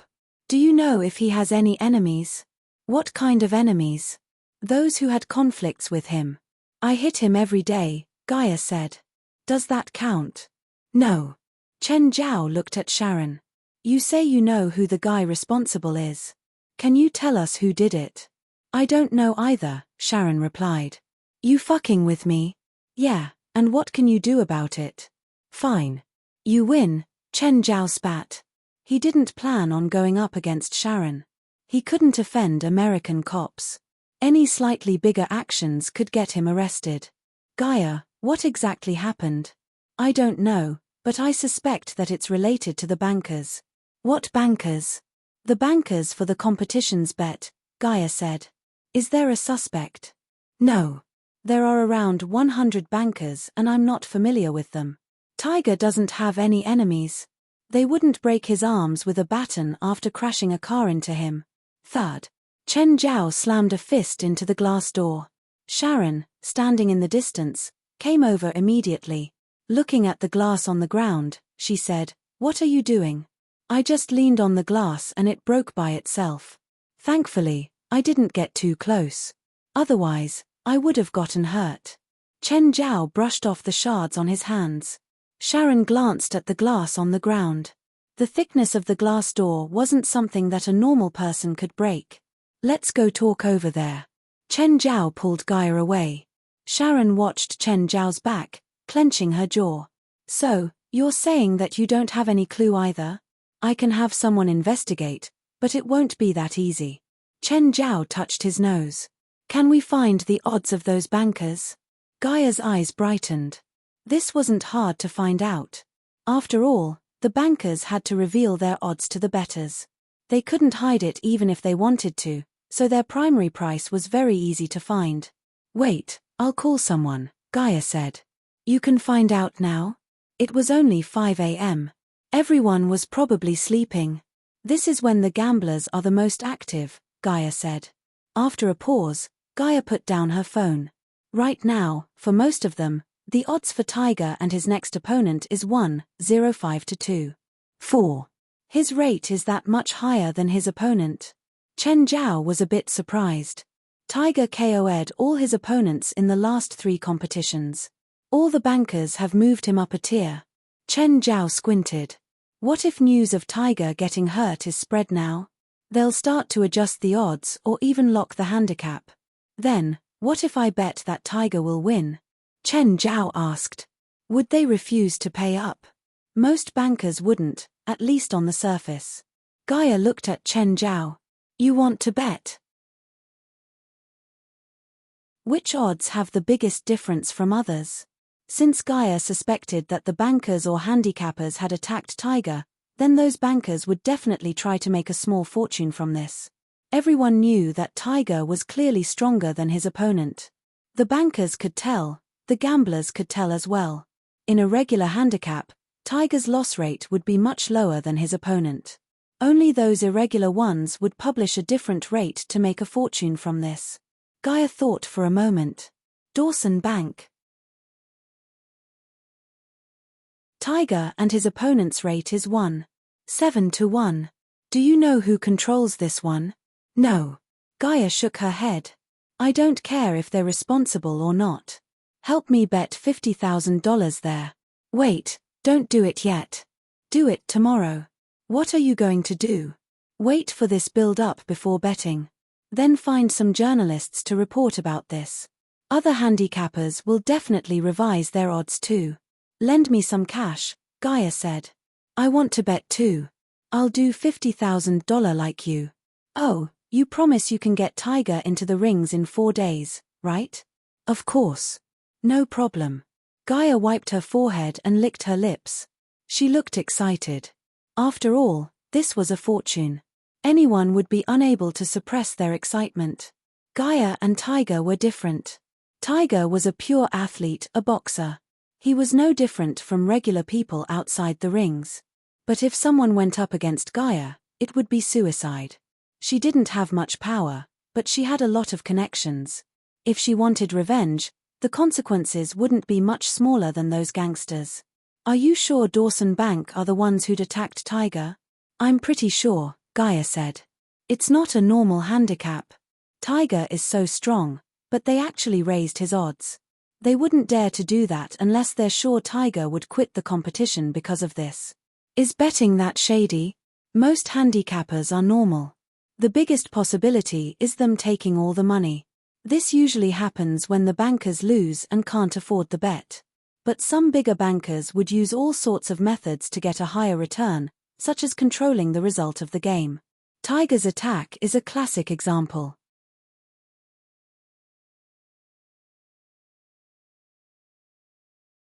Chapter 574, Treatment. Chapter 574, Treatment. That day, all the newspapers and media in L.A.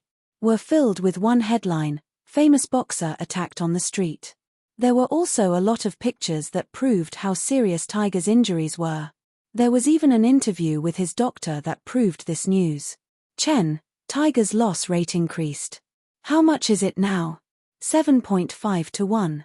It seems lower than expected, Chen Zhao said. The highest it can be is 10:1.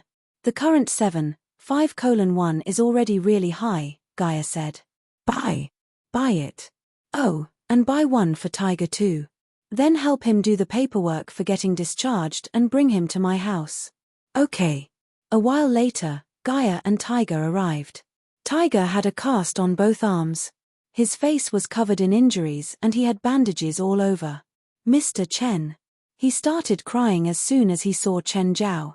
No need to say anything. It's not your fault, Chen Zhao said. Tiger was still a bit fragile. His emotions were extremely unstable.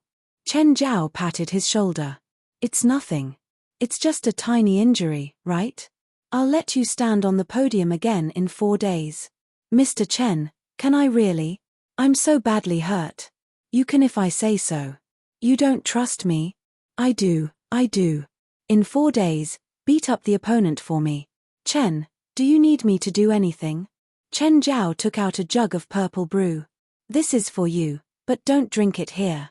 Gaia looked at the bamboo. What's in it? Wine. But I plan on selling it to rich people, so the price is set really high. How high? $500,000. So, if I sell this, I can sell it for $500,000? This is my price for now, but I have to wait until my rich friends help promote it. I'm not sure if it'll succeed or not. You can keep it for now. After putting Tiger to sleep, Chen Zhao brought him into the spatial crack. He needed to give Tiger surgery here. His biggest injuries were his broken ribs and shattered arms. But to Chen Zhao, he could heal these in a short period. The surgery was a bit complex, but he would use magic to speed up the healing of the bones. Of course, it was best if he used the demonic crystal potion as the guiding drug. The perfect crystal potion could make someone's broken limbs regrow. Regular demonic crystal potions weren't as magical, but they were still very effective, especially for speeding up recovery. Chen Zhao used a tiny amount, but for Tiger, his injuries were still healing with a rate visible to the naked eye. He also gave Tiger some strength potion. The strength potion could help strengthen someone's fitness with obvious effects, especially with recovery. When Chen Zhao first used it, he recovered fully in 3 days from a gunshot wound that regular people needed more than a week to recover. Of course, Chen Zhao used the perfect strength potion. It was completely different from regular strength potions. Ever since he had living experiments in the spatial crack, Chen Zhao had many subjects he could experiment on. These test subjects gave him many good opportunities. Chen Zhao's medical skills were also improving rapidly. He could test all his theories and hypotheses on these living subjects. He didn't care about their life or death. Of course, he would revive them whenever possible. Even though he had a lot of living subjects, they weren't limitless. He still had to save a little. The best result for these living subjects was getting stabbed by Chen Zhao and then receiving a few stitches. If they were unlucky, they would add another soldier to Blackie's skeleton army. Trigley walked over. "Master, how may I help you? How are the subjects feeling?" "Master, ever since you promised that they could leave the cell after completing 10 experiments and leave this place if they don't die in 20 experiments, they don't feel as hopeless. They even hope that you can choose them quickly." "Oh, that's good." Before, many subjects chose suicide because of their despair. Chen Zhao didn't want his subjects to all die, so he made that promise. Of course, they couldn't be actually freed even if they left. Chen Zhao only allowed them to breathe fresh air, but they were still enslaved. After asking about the situation inside the spatial crack, Chen Zhao left with Tiger. When Gaia saw Chen Zhao walk out of the basement with Tiger, she came over immediately. She knew that Chen Zhao's house had many secrets. After all, Chen Zhao let her see his supernatural power last time. She already knew that Chen Zhao wasn't a regular person. Of course, she wasn't a regular person either. "How is he now?" "He's recovered already," Chen Zhao said. "Then, when will he wake up?" Chen Zhao patted Tiger's face. "Hey, wake up." Tiger opened his eyes blearily. "Mr. Chen. What time is it? How do you feel?" Tiger froze. Then he lifted his arms. I feel great. "Mr. Chen, I recovered." "If you recovered, then why aren't you training? Go swim in Mirror Lake." "Huh? Now?" "Chen, he just recovered. Isn't this too brutal? Us two are going to drink." "He can't drink, so it's not like he can watch us. It's the best choice to go and practice now." Tiger was speechless, but as an athlete, he indeed couldn't drink at will. Usually, athletes were forbidden to intake alcohol a week before a competition. For world-class competitions like the Olympics, they would have diet plans from 1 month before. "Okay, Tiger, go swim." Gaia didn't pity him either. Tiger could only jump into Mirror Lake with a sad face. Chen Zhao took out a chunk of wyvern meat.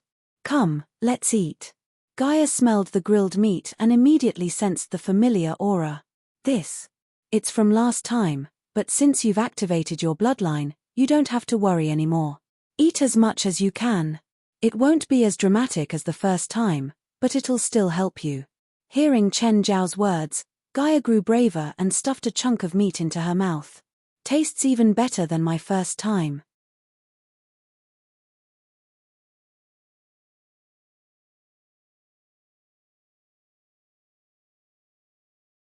He planned to wait 2 more days and publicize the information when more people placed their bets.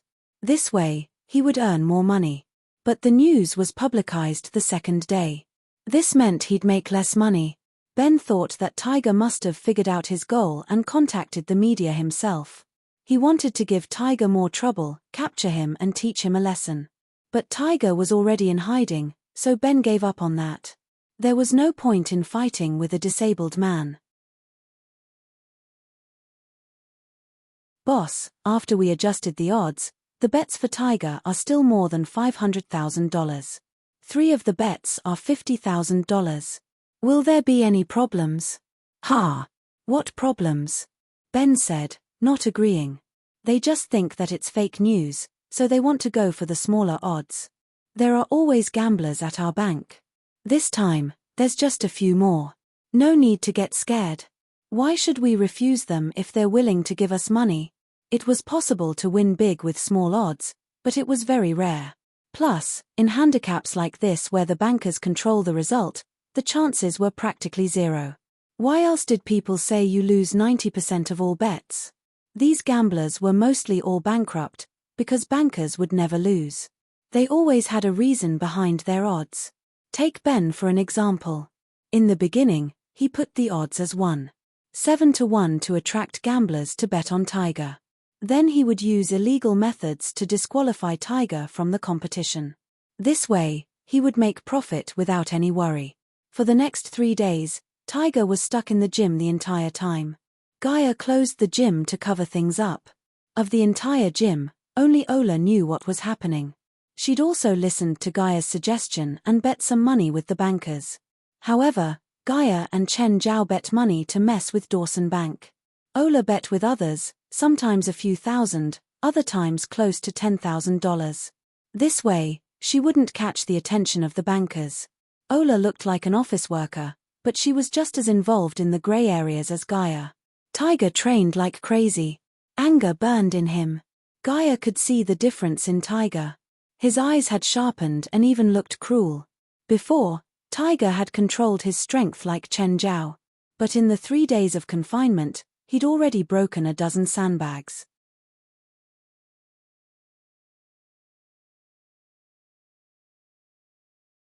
Chapter 256 Evil from the Heart. Chapter 256 Evil from the Heart. The next day, Risvar realized that he seemed to have really gotten younger.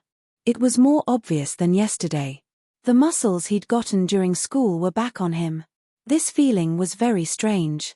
Risvar kept posing in the mirror. His heart jumped. Could it have been that bottle of wine?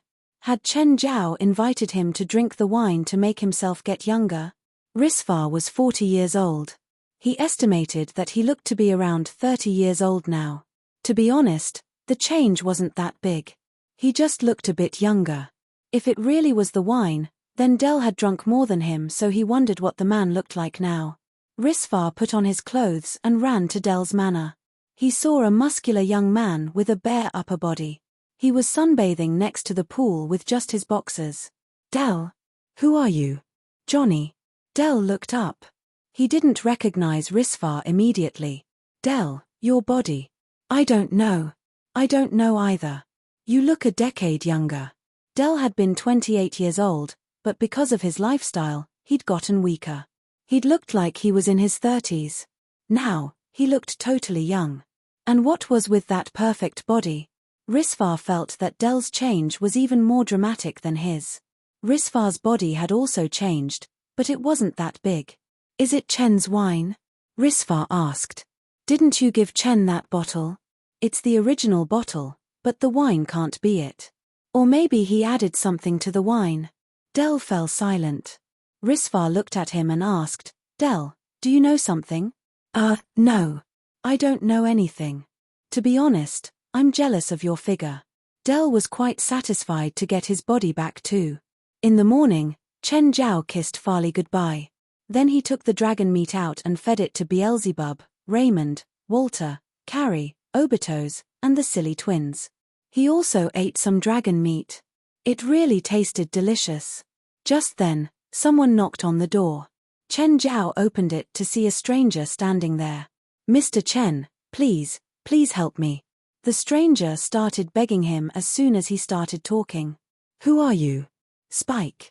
Chen Zhao furrowed his brows. I can't help you.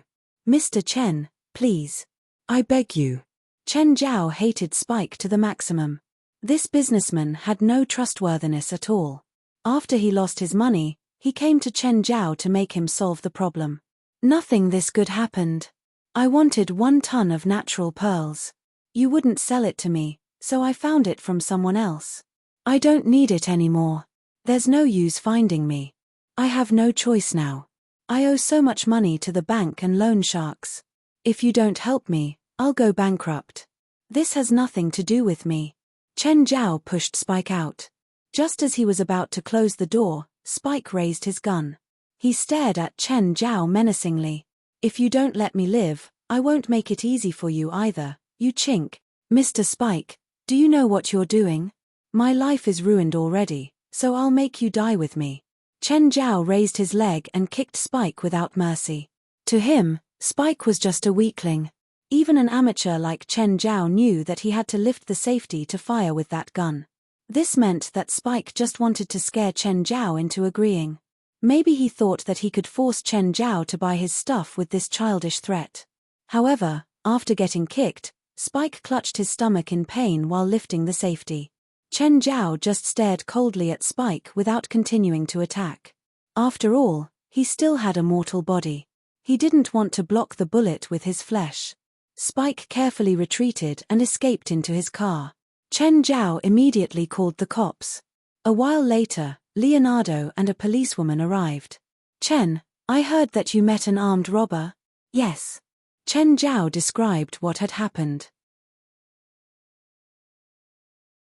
Chen, I swear to you that I'll find the asshole that pointed a gun at you. I'll teach him a lesson. Leonardo, is this your partner? She's Rose, my new partner. Hello, Miss Rose. Hello, Mr. Chen. Leonardo mentions you often. I take it you two are close? Without a doubt. We won't bother you anymore. Goodbye. Bye. Chen Zhao waved. It seemed that Leonardo's spring was here too. Rose looked at Leonardo in a different way. Ever since David and Kate were captured by the Mexican gang, their feelings started heating up. The audience had been raucous, but it silenced instantly. Mouth wide open, everyone gaped at Tiger and Atkins, who'd flown out of the ring. Even the referee was dumbfounded. It was over. Did it end just like that? No one. Tiger yelled. No one can use conspiracies to stop me. No one. Tiger. Tiger. Tiger. There were only around 1,000 people present, but it sounded like 10,000 people. Everyone was yelling Tiger's name. The people who won cheered. Even the people who lost money cheered too. Tiger's punch was too spectacular. It was definitely able to rank in the top 100 matches of this year. That was the great thing about boxing. It was the shock brought about by aggressive force. AKO was the best explanation of a boxer's abilities. Tiger, Tiger, Tiger. Chen Zhao was affected by the atmosphere and cheered for Tiger too. Only one person was pissed. He was extremely pissed because he'd lost a few $1 million. No, he lost close to 10 million. In the beginning, he'd received up to $300 million in bets. According to the 1/7 rate, he would have to pay around $500 million. Later, he received around $500,000. According to the 7/5 rate, that was around $400 million. Tiger's one punch made him lose around $900 million. How could Ben be happy? Tiger must die. He must die. In the distance, Chen Zhao received Gaia's call. Chen, I received the money. Those bankers are pretty good with paying up, Chen Zhao said, a bit surprised. I thought that they'd drag it out or refuse to pay. It's electronic. They can't delay it even if they wanted to. Tiger's punch made them lose tens of millions. They won't forgive him, right?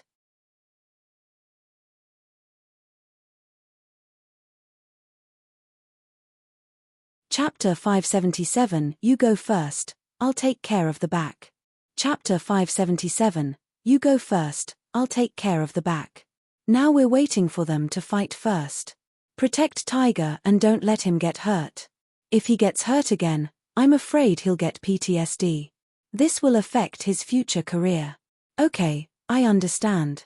Chen Zhao hung up and continued cheering. Tiger, Tiger, Tiger. This punch was too refreshing. Boxing competitions should be like this clean cut. After the competition, Chen Zhao waited outside. Tiger had to go through a drug test, so he would come out slower. Chen Zhao wasn't in a hurry. Beep, beep. Right then, a motorbike's headlights shone on Chen Zhao's face. He covered his eyes and looked. The rider was familiar. Hey, Sharon. Are you here to pick me up? Chen Zhao realized that it was actually Sharon. Sharon rolled her eyes at him. Everyone in the audience has left. Why are you still here? You watched that fight too? How about it? Isn't it awesome? Sharon had indeed watched the fight and she had to admit that Tiger's performance was shocking. That punch had been too beautiful. Forcing a 100-kilogram man off the arena with one punch was a beautiful scene for any boxing lover. Of course, Sharon hadn't come to watch the competition. She'd come to see if she could find any clues or information. She didn't think that Tiger would actually come out. She'd been the one who'd taken Tiger to the hospital, so she had an idea about his injuries. Unexpectedly, Tiger had actually recovered in a short few days. However, because of this, she believed that the bankers would take revenge on Tiger for their losses. This was why she was waiting here. She just didn't think she'd run into Chen Zhao here. Right then, Tiger walked out of the arena. Tiger, I am a police officer. I have some questions for you. Tiger, ignore her. She's just a traffic cop who gives out parking fines. I'm a patrol officer, not a traffic cop, Sharon corrected. I have enforcement powers. So are you interrogating a suspect now? Chen Zhao asked. Can you not cause trouble? You gave me so many fines, Chen Zhao complained. Don't you know how much I've lost? If you can make Tiger cooperate, I promise I'll turn a blind eye if I meet you again. No, you've already hurt me psychologically. Tiger, let's go. Okay, Mr. Chen. Tiger only listened to Chen Zhao. Sharon followed behind, not giving up. When they reached the parking lot, the surrounding cars suddenly turned their headlights on. At the same time, more than 30 people ran in from all over. They held all sorts of bats and looked really menacing. Chen Zhao saw the guy at the front. He seemed to have been the one who'd gotten into a fight with Chen Zhao in the stands and got taught a lesson. Tiger, do you know that I lost $10 million because of your one punch? Ben led his dozen guys and glared sinisterly at Chen Zhao. Seeing the dozen men, Tiger was actually a bit afraid, but he still looked at Chen Zhao. Hey, it's that Asian monkey. Good, great. I was wondering where I could find you. I can't believe that the two people I hate the most tonight are right before me. Ben's eyes were filled with happiness when he saw Chen Zhao. Earlier, when Tiger had hit Atki off the podium with one punch, Ben had forgotten everything because of his hatred for Tiger. But seeing Chen Zhao, the humiliation he'd felt in the stands made him hate Chen Zhao too. Police, freeze. You're suspected of public violence, Anne. Suddenly, a bat crashed down on Sharon. She turned to the side, dodging the attack. Reflexively, she went for her gun, but then she realized that she didn't bring her gun today. She had to go past security to enter the arena today. Even though she was a police officer, her gun wouldn't be able to get past security if she wasn't on a mission. You're assaulting the police, Sharon yelled. This girl looks nice, Ben said. Use her as the ransom. I'll cut off your limbs and see if you can still be jumping around in a few days. Ben never acted in legal ways. He didn't care about assaulting the police at all, especially a female officer who didn't even have a gun. Would saying sorry work now? Chen Zhao asked, sighing. Say it louder. I can't hear. Ben turned his head, acting like he was listening carefully. Fuck you. Chen Zhao stuck his middle finger up.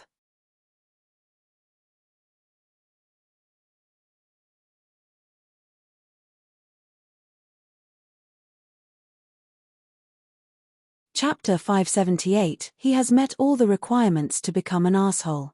Chapter 578, He has met all the requirements to become an asshole. Remember what you said. Bang. Before Chen Zhao could finish, he was already hit in the back of his head by a stick. Chen Zhao rubbed the back of his head. It hurts. Sharon facepalmed. How could it not hurt? It was a baseball bat. Chen Zhao was lucky to not have his skull fractured. Just then, the gangster lifted the bat again and struck at Chen Zhao's face. Crack! Chen Zhao would clearly not allow the disfigurement strike to land on his face. He immediately broke the gangster's wrist with one hand and punched his stomach with his right fist. The gangster covered his stomach, after which he knelt on the ground, his body twitching lightly. The next moment, Chen Zhao raised his foot and kicked the gangster out. Sharon lifted her eyebrows in surprise. Chen Zhao was not huge, but his kick was pretty strong. He had actually managed to send someone 3 meters away.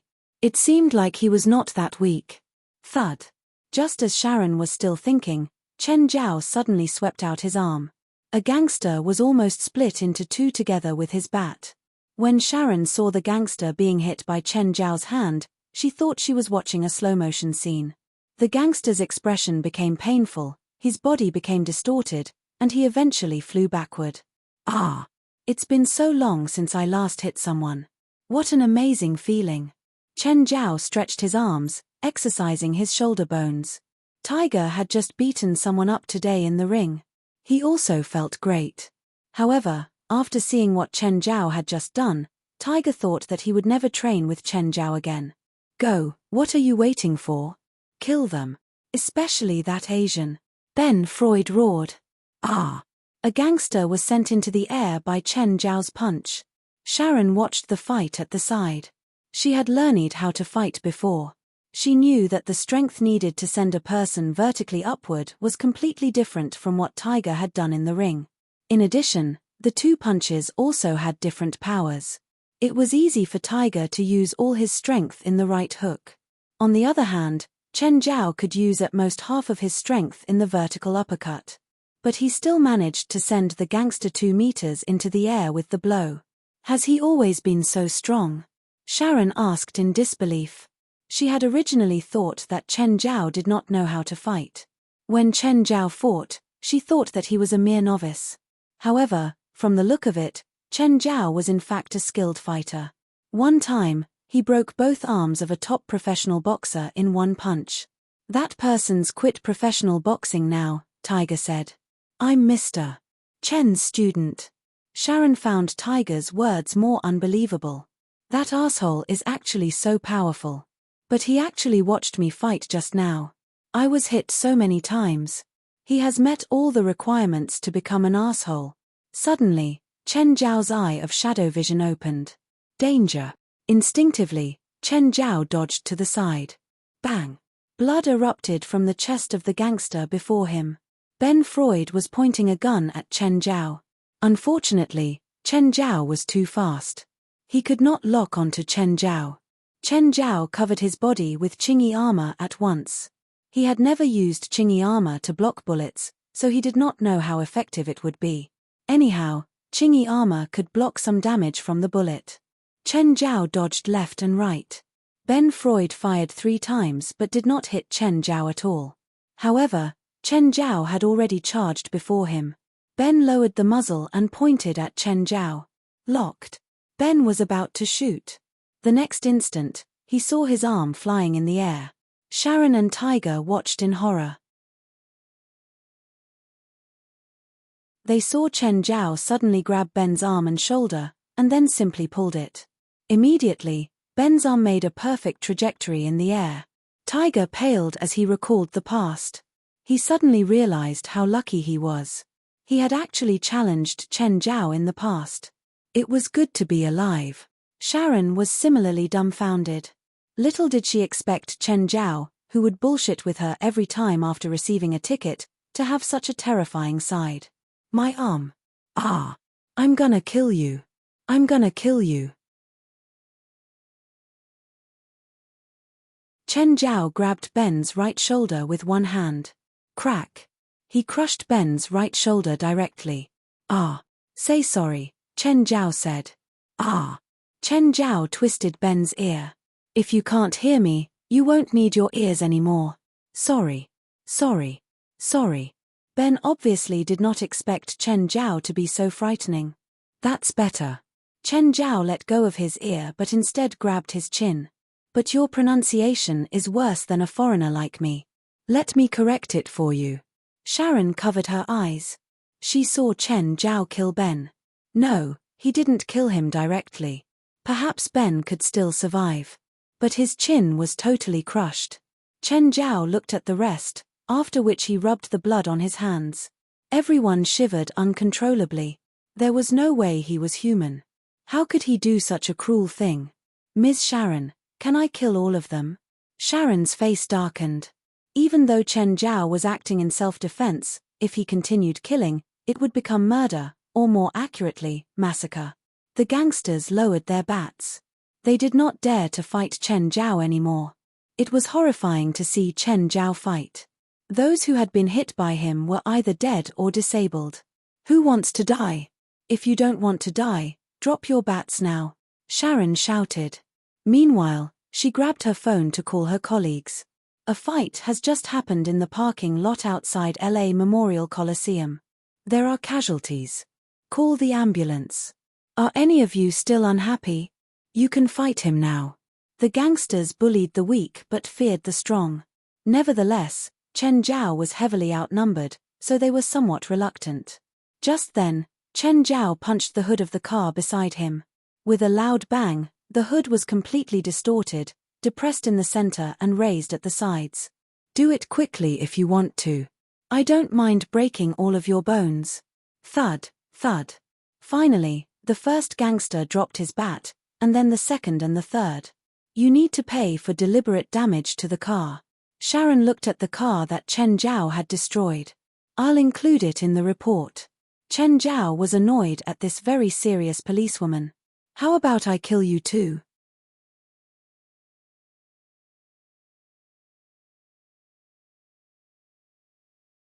Chapter 579, A Misunderstanding.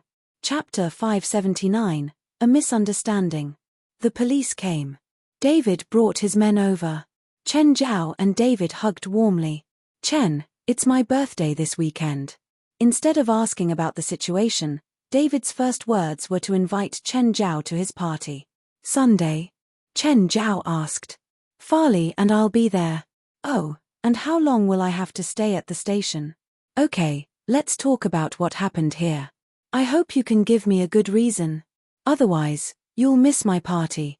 Your subordinate will tell you what happened, Chen Zhao said. Leader, Sharon said. These people purposely attacked us.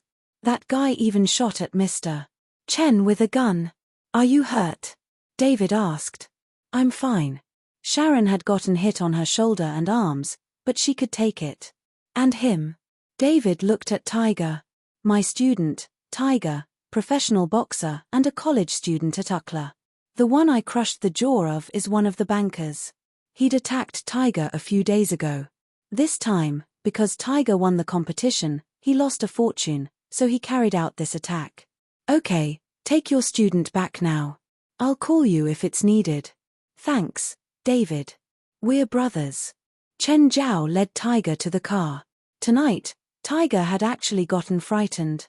Chen Zhao had fought many times before him, but even at UCLA, he'd only broken Zanla Douglas' arm.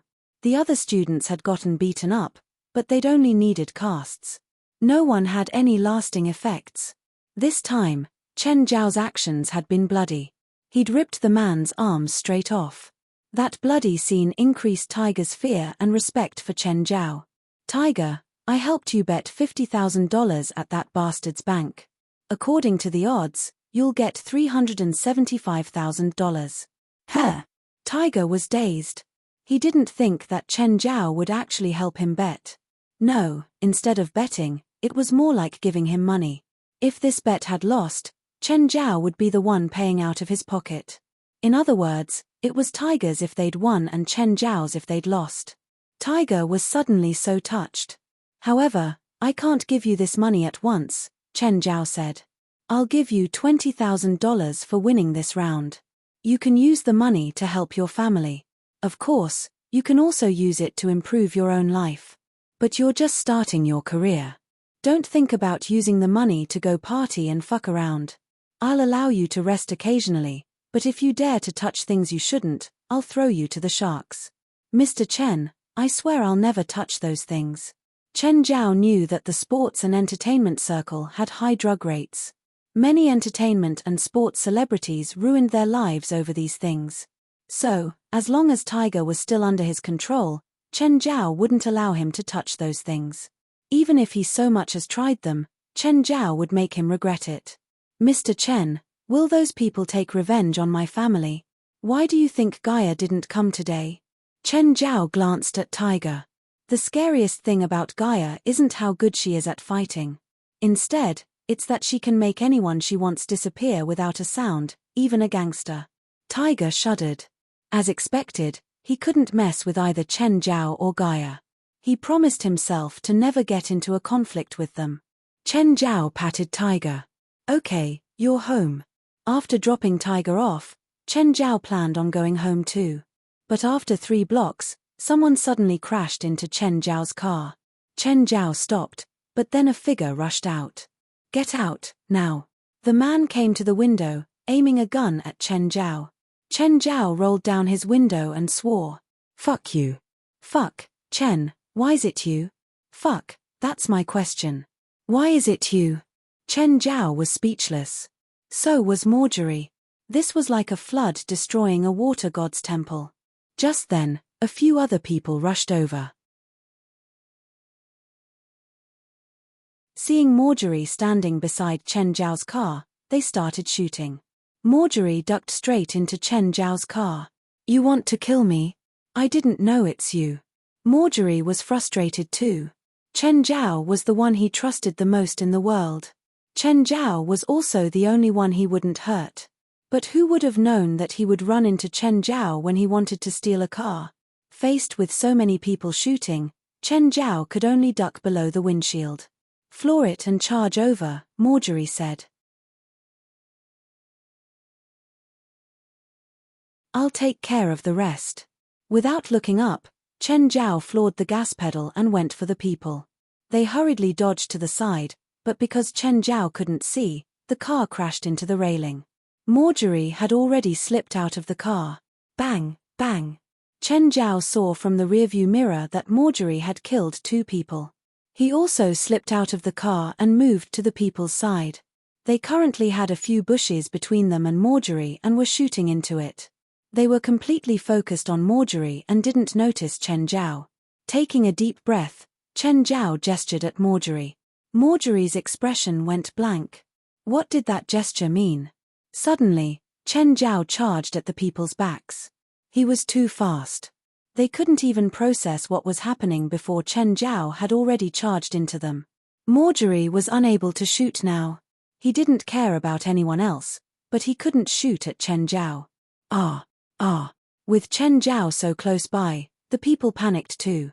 They hurriedly tried to shoot at Chen Zhao, but they were beaten to the ground before they could fire. The entire process was less than 10 seconds. Marjorie looked at Chen Zhao standing in the middle. He hesitated a few seconds before walking over. The first thing he did was to add some more bullets into the people on the ground. Can you tell me what just happened? Chen, pretend you didn't see this. This has nothing to do with you, alright? Marjorie didn't want Chen Zhao to get involved in this. Chen Zhao just looked at Marjorie and he knew that he couldn't hide it anymore. He could only explain, I killed their boss. You can recover your status by killing their boss. I'm mustering my men from before, Marjorie said. Do you need my help for anything? No. I'm mostly done. He just didn't want Chen Zhao to get involved.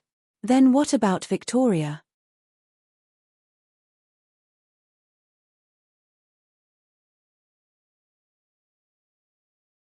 Chapter 580, The Embarrassing Spider-Man Costume. Chapter 580, The Embarrassing Spider-Man Costume. Still in that cave. I came out to kill people. Obviously I wouldn't bring her along. Is she doing fine? Yeah, apart from being a bit mischievous, Marjorie nodded. To Chen Zhao, it was only an interlude. He did not plan to get himself involved in Marjorie's business. Marjorie was determined to remain in the profession. Chen Zhao would not say anything. He was also not in the position to say anything. Just like how he had helped Marjorie, Chen Zhao believed that Marjorie would help him too should he need it. Of course, it was their own choices. The next day, Tiger's name appeared in the sports headlines. Tiger became popular, extremely popular. The video of him blasting his opponent Atki out of the ring in one punch continued to be played on various sports media. Boxing had a broad audience in America. Tiger appeared before the public like a new superstar. Chen Zhao could not even remember how much news about Tiger he saw in the next few days.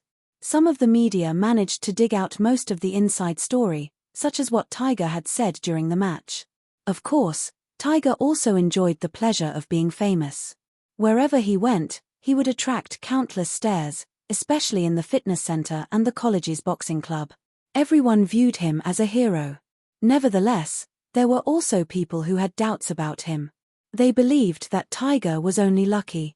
Very quickly, he would vanish into the masses, as most newbies would. However, Tiger managed to shut the mouths of all those who questioned him with another match. He KO'd another opponent in one punch. Moreover, his opponent was a well-known boxer who was pretty strong. Now, Tiger was already in the final four of the BBL. There were only 2 rounds left, the semifinals and the finals. Tiger's betting odds were already very low. Nonetheless, the bankers all knew what had happened to Dawson Bank. Nobody dared to assault Tiger anymore. After all, the betting markets of a state-level competition probably involved only a few $1 million. After being distributed to the various bankers, they would receive at most $1 million, or maybe not even 100,000. The benefits were not big enough for them to take high risks to control the match. Farley, you've already been putting on your makeup for half an hour. Do I not even have the right to put on makeup? Questioning a woman about her makeup time was a sure way to enrage her, including Farley. No, I'm just wondering why you're putting makeup. Even if you don't, you're still the prettiest. Humph. Farley widened her eyes at Chen Zhao. Chen Zhao did not dare to say anything again. He waited in the living room quietly. After another half an hour, Farley finally came out. It was David's birthday party today. While they did not have to dress up too formally, any party was like war to a woman. The makeup should neither be too solemn nor too casual. Anyway, Chen Zhao could not understand it, like most men. Nonetheless, he only had to know how to flatter. This was an essential skill that all men who had a desire to survive should have. Farley, aren't you wearing the red moon heart? I'm not the spotlight today. It belongs to David and Kate. Farley rolled her eyes at Chen Zhao. Wearing the red moon heart is way too flaunty unless I want to destroy our friendships. Chen Zhao felt that a woman's world was too complicated. Anyway, David and he were not that complicated. As Chen Zhao drove, Farley was still doing her makeup in the front passenger seat. He could not tell what Farley was doing. Was there any difference at all? 20 minutes later, they arrived at David's house. Kate opened the door. She had clearly put a lot of effort into her makeup too. She hugged Farley, after which she invited the two into the house. Soon, Leonardo arrived, followed by Sienna, Chris, and Cheryl. Chen Zhao and Farley had brought the purple brew as a present. The wine was in some sense both cheap and expensive. Chris, Sienna, who's this little beauty? Leonardo asked. She's Cheryl. Sienna patted Cheryl's shoulder. Cheryl opened her hand, where there was a bracelet. Hello, David, Sienna, and Chris asked me to give this to you. This bracelet can protect you from evil. Perhaps only Kate and Leonardo did not know that most people in the house knew about the supernatural world. Great, thank you. But don't you think that it's slightly inconvenient for a cop like me to wear such a bracelet? David grabbed the golden bracelet. It was indeed beautiful. He had no idea what material it was made of, but it was definitely not gold. With his knowledge of Sienna and Chris, they were not rich, so there was no way they would give him a gold bracelet as a gift. Chen Zhao took out the purple brew which was wrapped in a gift box and gave it to David. Then, it was Leonardo's turn.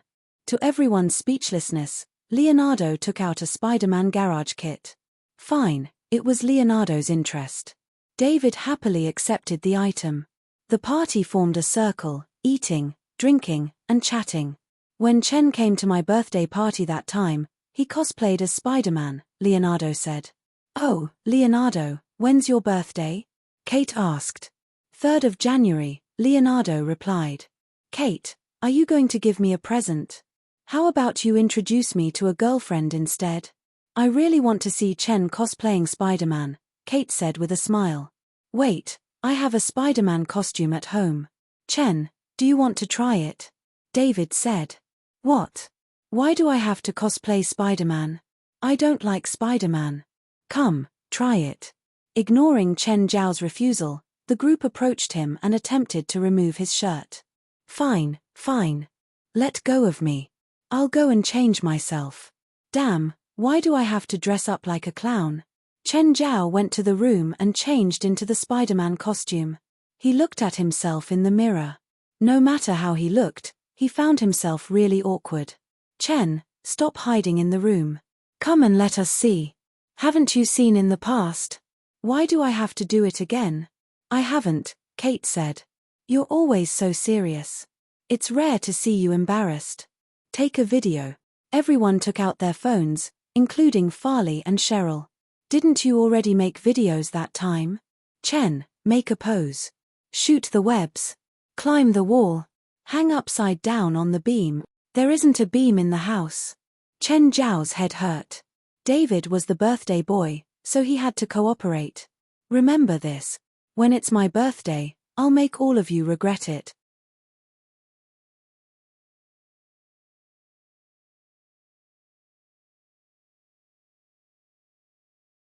Chapter 581 Wine Tasting Party.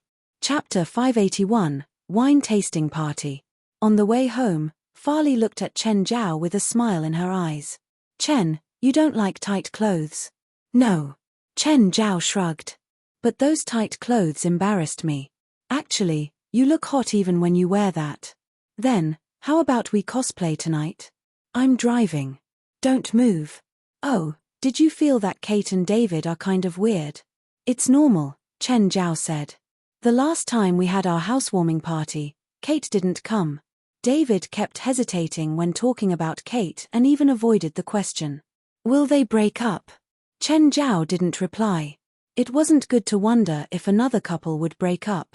Though Chen Zhao did think that Kate and David wouldn't last long. They both had their own ideas. One was a reporter, one was a police officer. These two jobs both had irregular schedules. If they spent most of their time on work, they would definitely have less time for their relationship. When Chen Zhao and Farley weren't at work, they spent most of their time together. That was why their relationship was also stronger than David and Kate. Kate, it's already late. Go rest. David walked out of the bathroom to see Kate still working at her table. Today was his birthday party, but after his friends left, the atmosphere in the house cooled. They didn't have the passion from when they first met. Now, they were familiar yet distant lovers. Because of their work, it was difficult to find time for each other. In the 4 months of knowing each other, they didn't even have time to eat a meal together. Especially last time for Chen Zhao and Farley's housewarming party, Kate had missed it to do work and they'd had a big fight. Okay, I'll rest after I finish this. Kate didn't look back. She was holding the picture of Chen Zhao dressed as Spider-Man. These pictures looked funny. David was also in the picture, laughing happily. He only had that genuine and relaxed smile when he was with his friends. Suddenly, a strange thought flashed past Kate's mind. January 3rd, Leonardo's birthday. Kate found a video on the computer. This was the footage from the building climbing group. It was also filmed on January 3rd and the star of the video was also wearing a Spider-Man costume. Kate compared the video with the picture. She sharpened the video and then transferred the picture into her laptop to compare further. The software displayed that the two were 99% similar. Kate's expression changed. Chen Zhao was the man. How could it be Chen Zhao? Kate hesitated. She didn't know how to take care of this. She knew what had happened in CL building on the night of the 3rd. Philip Quinn, the millionaire living in the penthouse, had been attacked. According to the hypotheses, the attacker had broken in. This meant that Chen Zhao had climbed more than 100 floors to attack Philip. However, Kate also knew about Philip's past. He was a complete and utter bastard. In the end, Kate chose to press delete. She would pretend that this never happened or that she didn't know anything at all. Not only was Chen Zhao a friend of David, he was also her friend. Disregarding Chen Zhao's status and what he'd done, Kate didn't think that he was wrong. Perhaps Kate couldn't be a hero. Thus, she would just stay silent. "Hello, Mr. Rasfa. I'm very honored to receive your invitation." Rasfa looked at the guests in the manner. They were all top figures of LA. Of course, they all had a similar trait: rich. Very rich. Right then, Paul walked over. "Sir, the guests are pretty much all here." Rasfa nodded. "Get things prepared." He took out a goblet and clinked his spoon onto it. "Ladies and gentlemen, can I say something?" Rasfa had the right to speak among these guests. "Roski, I didn't invite you here for a blind date. Can you let go of the lady beside you?" All the guests chuckled. Roski shrugged helplessly. "Rasfa, your wine tasting party is too boring. You didn't even prepare a bottle of wine. What are we supposed to taste?" "The wine will be here soon." Rasfa waved and Paul brought the purple brew out with both hands. "I bought this wine from the Far East with a great fortune." Everyone looked at the purple brew's exquisite packaging. They were curious about the wine that made Rasfa invite so many upper-class figures. "Rasfa, there's only one bottle," a bearded man asked. "Are you sure it's enough for all of us? This is wine tasting, not an all-you-can drink." Rasfa replied easily. After all, he had a few of these banquets, feasts, and parties every month. He'd dealt with all sorts of things before. Today was just a small matter. "Oh, I have a question before the wine tasting begins," Rasfa said. "What is your deepest memory? No need to answer me now." He picked up the purple brew and opened it. In an instant, the mesmerizing fragrance seeped into the crowd. People who smelled the wine for the first time would involuntarily think of a certain point of their life or a relationship. It might not be romance, but family or friendship. Rasfa was already immune to the fragrance, but if he drank it, memories would still flash past his eyes.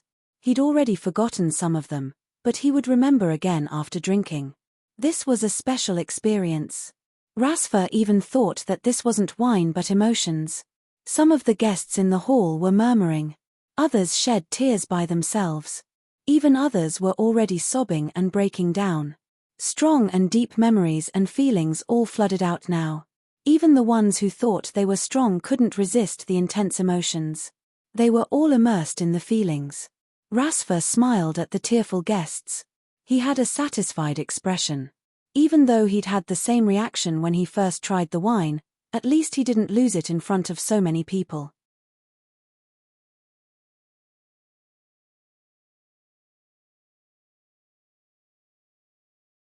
Chapter 582 Endless Aftertaste. Chapter 582 Endless Aftertaste. Gradually, people began to recover. Those who woke up first looked around them, after which they wiped their tears away. The emotions were slowly fading. It was complicated and yet memorable. It was as if they had just been drunk, or had an unforgettable date. Ding, ding. Ladies and gentlemen. Rasfa clearly did not plan to let them continue to be immersed in their memories and emotions. "Rasfa, what's that? Magic. Can't you smell it? It's the wine." "No, it's not wine. The feeling. I recalled my mother. I thought I'd forgotten about it, Kerry. Ladies and gentlemen, would you like to have a glass?" Another round of memories. Rasfa waved his hand and the servants presented everyone with a glass of wine. It was a wonderful feeling. Memories might be painful, but people still wanted more. However, there was only one glass of wine. Everyone was drowning in emotions, but the feeling was slowly dying. "Mr. Rasfa, can I have another glass, please?"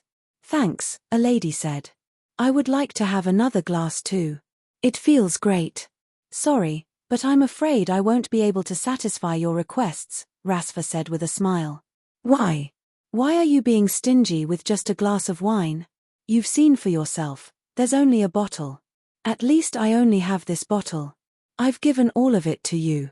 Rasfa knew well how the rarity of an item would affect its value. If he chose to satisfy all the guests at once, they would instead not cherish it.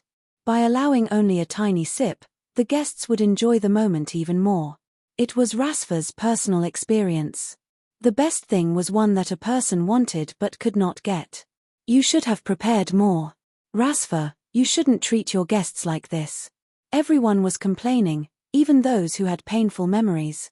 They were similarly displeased. Actually, what they had experienced was not pain, but rather cherishable thoughts. But before they were satisfied, the feelings had already died down. It was like running out of alcohol after getting tipsy. Or like two lustful people who were about to do it realizing that they had no condoms. Quiet, quiet, Rasfa called.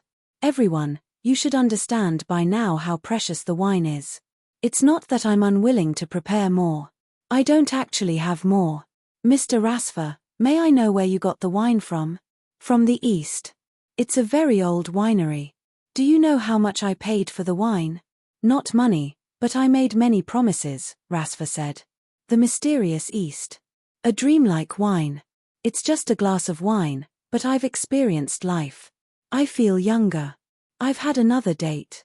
Rasfa, when you get this wine again, can you inform me immediately? Or maybe I'll buy it directly.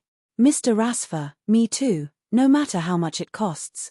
Fine, if I get more purple brew next time, I'll tell you, Rasfa said, smiling. From the reactions of these celebrities, the wine tasting session was clearly a success. The guests reluctantly left one after another. In the end, the last guest approached Rasfa. Rasfa. Bark.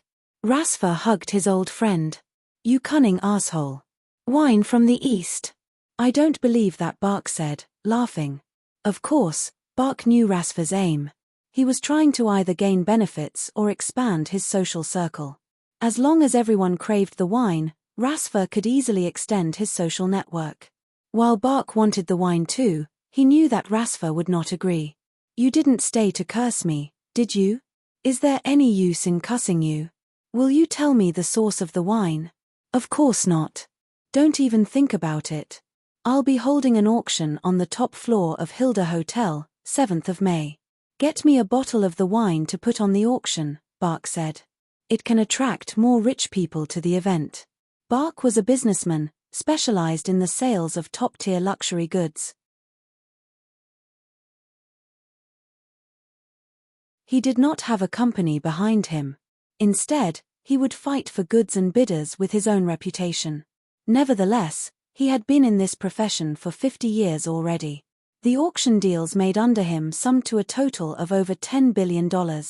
What did that mean? On average, his auctions would make deals totaling $200 million every year. This was more than most auction companies in the world. In some sense, Bark was himself a brand. The number of rich people and celebrities that Bark knew was a few times or even a few dozen times more than Rasfa. Some celebrities in LA might not know Rasfa, but they definitely knew Bark. That's going to be difficult. The supply is very limited, Rasfa said, looking like he was in a difficult position. I can promise you that the final price of the wine will be at least $500,000. Asshole, are you looking down on me? You think I need $500,000? Fine. I promise it'll be at least $1 million. Anything lower, I'll arrange a bidder to raise it to $1 million. As a famous person in the world of auctions, Bark was familiar with all business tricks. Some items might not be that valuable by themselves, but they could attract many bidders. An example would be the purple brew. Therefore, Bark was willing to pay for the benefits. I can't answer you right now, Rasfa said. Hey, don't be greedy. The final price of the 30-year-old wine from French Village wasn't even $5 million in the last 3 years. Do you think the purple brew is not as good as the 30-year-old wine from French Village? Rasfa, how old are you again? Stop saying such a stupid thing. The value of an item may not depend on how good it is, but rather on its reputation. If it's you, would you spend $5 million on the purple brew, or on the 30-year-old wine from French Village? My answer doesn't mean anything, Because I'll never spend 5 million to buy a bottle of wine, no matter what wine it is, Bark said calmly. 5 million. That's my bottom line, Rasfer said. Bark's eyes sparkled. He was hesitating. The wine was indeed a perfect brew. But could it really attract enough rich people? 2 days later, Stephen will hold a party. He also has a bottle of wine which he'll open at the party. Asshole, you're not the only one with the wine. Ha!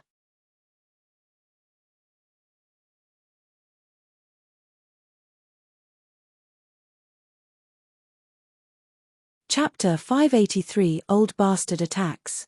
Chapter 583 Old Bastard Attacks. Chen, good news. Your wine will be auctioned at Hilda Hotel's special auction on May 7th. I can also promise that it won't be sold for less than $5 million. What do I have to pay? At least 2 bottles per month. No way. You said yourself, supply and demand. I think only 1 bottle per month will make you think of me. Plus, if I give you 1 bottle per month, that old bastard Stephen would make the same request too. I sold your wine for $5 million. He didn't do anything other than drink your wine. That also means that it'll be even more difficult to sell the wine in the future. This was true. If he sold the first bottle for $5 million, it meant that the future price couldn't be lower than this. Otherwise, it would be an insult to the first buyer. And it would be a feat if he could sell 2 bottles per year. Whatever. This was an unexpected fortune. It would be nice if he could make $2 or $3 million in a year. Why are you so happy? Farley asked, walking over. Made money. Farley chuckled. She knew that Chen Zhao had many sources of income. In addition to being an illegal doctor, he was also a trainer and now, a wine seller. Chen Zhao pulled Farley over and kissed heavily. Beep, beep, beep. Suddenly, a car appeared outside and honked endlessly. What asshole is honking outside our house? Chen Zhao crossed the front yard with a dark expression. Some people came out of the car. Chen Zhao took a look. Fuck you. Fuck you. Laurent, why are you here? Chen Zhao yelled. In addition to Laurent, Kane, Karim, and Howard had come too. Thankfully, he didn't see Winnip yet. What kind of attitude is that? I'm here to see my daughter, Laurent said indignantly. Chen Zhao turned toward Kane, Karim, and Howard. This asshole isn't willing to talk. So, you 3, tell me why you're here. Chen Zhao had a murderous expression and the 3 shuddered. They wanted to cry. They didn't want to come at all, but Winnip insisted on them coming with Laurent. The person they least wanted to face was Chen Zhao. Nothing good ever happened when they saw Chen Zhao. More importantly, Laurent just liked to cause trouble. They would never be in peace when Laurent and Chen Zhao encountered each other. It would be alright if Laurent won once. The thing was, he'd never beaten Chen Zhao, but he insisted on getting himself in trouble every time. Chen, Kane said. Boss is out of the country these days, so Laurent came to LA. Dad. Farley came out just then. Seeing Laurent, she hurried over excitedly and hugged him. Farley, this place is nice. Laurent looked around. He had to admit that Chen Zhao knew how to live nicely. He'd actually chosen this place for a house. At least, it was much better than his house with Winnip. Do you like it? You can stay. Laurent, didn't you already book a hotel? Chen Zhao interrupted. Farley, I already told him many times to stay, but he won't do it. He insists on staying at the hotel, saying that the 4 of them won't fit in our guest room. And I think that's true, right, Laurent? Yeah, Chen warmly welcomes me, but now, I don't think it's convenient to stay at a hotel. As for Kane, Karim, and Howard, they can fit somehow. Oh, my basement is empty. Chen Zhao's eyes flashed. If they don't mind sleeping on the ground, they can stay in the basement. The underground environment is great. Kane, Karim, and Howard were about to cry. Laurent, it's not that far from the hotel. It's really convenient to go back and forth. Plus, Karim isn't hygienic, so he came down with eczema. We don't want to get infected by sleeping with him. Karim didn't talk. He would concede in order to not stay here. Eczema isn't contagious, Farley said. Right, Chen? And eczema isn't about personal hygiene. Karim can stay and have Chen take a look. Then you can stay. Chen Zhao had a helpless tone. Laurent smiled as if his evil plan had worked and strolled into the house. What a nice place. Laurent reached the living room. Wow, Raymond, you're this big now? He wasn't afraid of Raymond anymore and picked the snake up. Raymond was now at least 3 kilograms and more than 2 meters long. As for a snake that wasn't a python, that was pretty big. However, they were more shocked by Obito's size.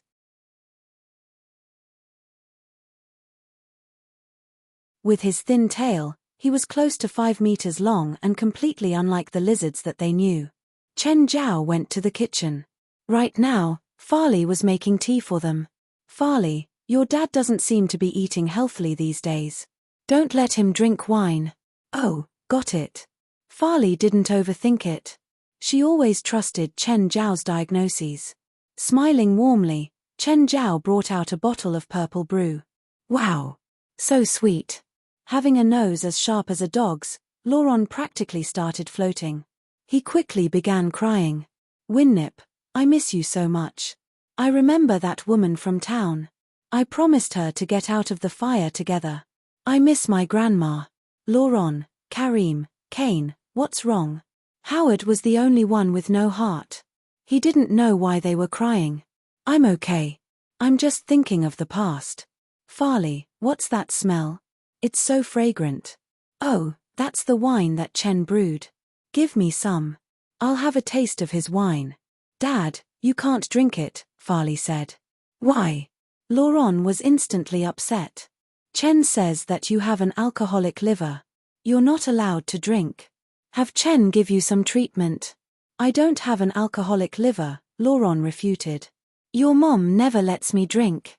He also knew that Chen Zhao did this on purpose. Chen Zhao took out the wine to tease him but wouldn't let him touch it. Even so, Farley still chose to believe Chen Zhao. Laurent was about to go crazy. The smell was too alluring. Kane, Karim, Howard, have a glass. Chen Zhao purposely gave the wine to the three but ignored Laurent. What about me? Laurent, you should drink less, so you don't have trouble getting hard. Fuck you. I don't have any trouble.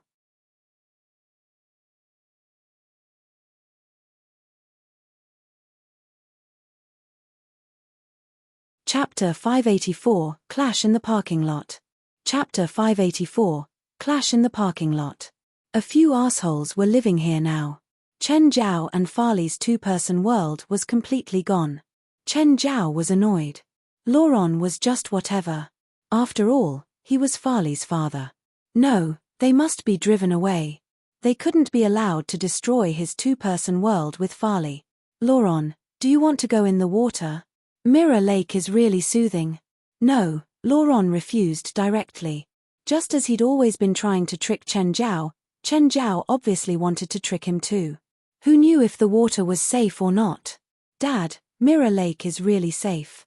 Amorn is in there too. Liar. I'm a college graduate, at least. Do you think I'm that stupid? How can a whale live in fresh water? Laurent. Look over there. Laurent was speechless. He indeed saw a huge black shadow on the distant lake surface. Wasn't that Amorn? Dad, don't you know that killer whales can actually live in freshwater? Okay, so reality one. It could indeed survive in freshwater.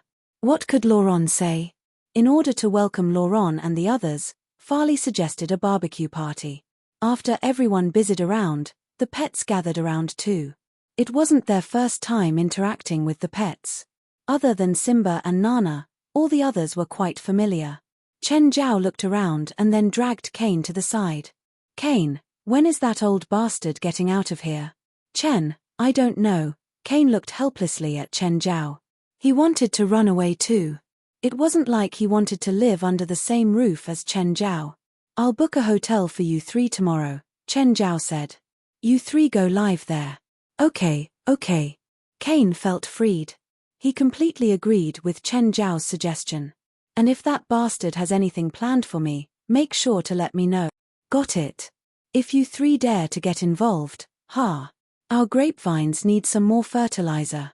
Cain paled. Chen Zhao might not actually turn them into fertilizer, but he would definitely bury them. What are you two muttering about? The meat is almost burnt. I haven't seen Cain in forever. I missed him. It's only been 2 months. Since when were you two this close? Laurent rolled his eyes at Chen Zhao. Cain hasn't healed completely. I'm asking about his injuries. Anyway, Chen Zhao and Laurent never agreed with each other and kept bickering. After the barbecue, Farley was busy with cleaning up. Chen Zhao led the four on a tour of the basement. TSK, this is too much. Laurent sounded sour. The outer wall was entirely a curved piece of glass. It was probably very expensive. Chen Zhao didn't reply because it was true. Of the entire mansion, this glass wall was probably the most expensive. What's with this skeleton? What animal is this? Cain had a blank expression too. Is this some prehistoric skeleton that you dug out of somewhere? Idiots, Chen Zhao said, rolling his eyes. It's a model. To be honest, Chen Zhao was anticipating what Laurent could plan this time. And then he'd have a reason to fight back. Chen, are you familiar with hip problems? It was rare for Laurent to ask a serious question. Chen Zhao looked at him with confusion. You hurt your hip. Have you been doing that too much? Shut up. I'm doing great and I'm not hurt. It's my friend. I can't say anything before seeing the patient. Can you go to the hospital with me tomorrow? Laurent sounded like he was pleading. It was rare for Laurent to ask Chen Zhao of something, so he thought for a bit and agreed. You didn't set up some trap in the hospital for me to jump into, right? Fuck off. I'm not that bored. As if I'll believe that. With Laurent here, Chen Zhao couldn't sleep at night. He wouldn't be able to sleep peacefully as long as this old bastard was here. The next day when Farley went to work, she told Chen Zhao to take care of Laurent. Take care of Laurent? Did that old thing need to be taken care of? After breakfast, Chen Zhao, Laurent, and the 3 bodyguards went straight to the hospital. Which hospital? The one that Four's in. Chantilly? Yeah, and I can go see Four too. When they reached Chantilly, Four was already waiting at the door. My lovely daughter. Laurent went up to hug Four. Did you miss Daddy? No, Four replied monotonously.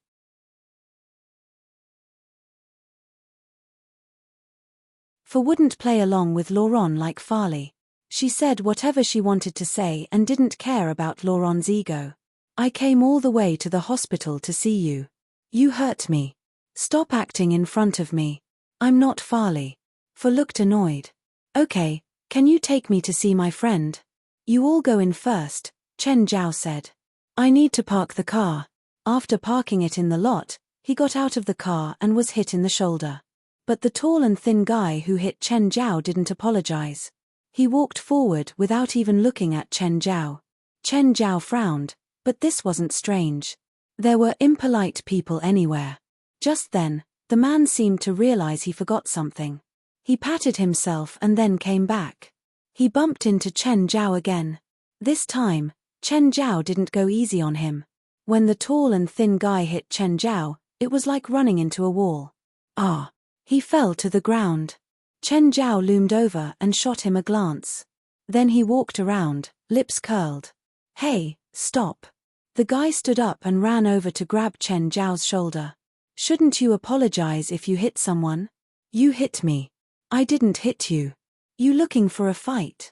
Chen Zhao glanced at him with eyes filled with scorn. To be honest, even his past self could pummel this guy to death, let alone in his superhuman state now. Can you beat me? Chen Zhao reached out and jabbed the guy's chest. The guy stumbled back. Fuck you. The guy raised his fist and came punching at Chen Zhao. Chen Zhao grabbed his hand and started twisting slowly. Ah! Pain. Let go, you're gonna break my arm. Chen Zhao finally let go of the guy, but when he turned around, the guy suddenly kicked Chen Zhao from behind.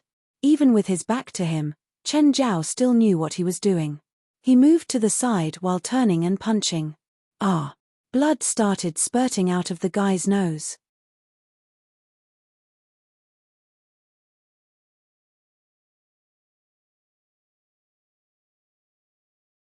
Chapter 585, Speak Softly.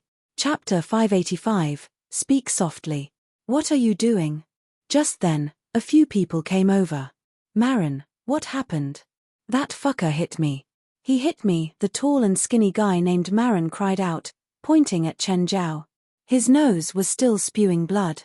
Chen Zhao glanced at the men. They were wearing regular clothes.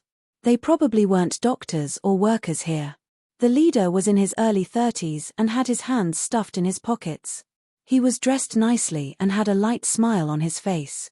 Some of the men behind him were burly while the others looked scholarly. Chen Zhao couldn't figure out their backgrounds. However, he didn't back down either. As long as they didn't have guns, he wasn't afraid of going up against them. He deserved a beating, Chen Zhao said indifferently. The leader laughed out loud. Yes, that asshole deserves a beating. I guess he caused trouble for you, sorry. Chen Zhao was a bit surprised. This guy was easier to talk to than expected. Hi, I'm the CEO of Sven Arts Company, Quincy Slanch. Hi. Chen Zhao shook hands with Quincy. You can call me Chen. His hands were strong but a bit rough. Could someone with those hands be the boss of an arts company? Quincy walked over to Marin and kicked him. Get up. Stop embarrassing me, you asshole. I didn't tell you to come so you could cause trouble. I still have other things, so I'll take my leave, Chen Zhao said. Goodbye. Quincy was still polite as he watched Chen Zhao's back. Boss, why didn't you let me teach that guy a lesson? Marin asked unhappily. Crack. Quincy turned with a backhanded slap. Marin was sent flying. Quincy smoothed his clothes. When can you act properly?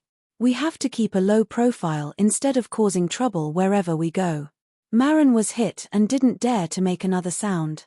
He followed obediently behind Quincy. You're so slow with whatever you do, Laurent complained. Parking a car takes as long as a surgery.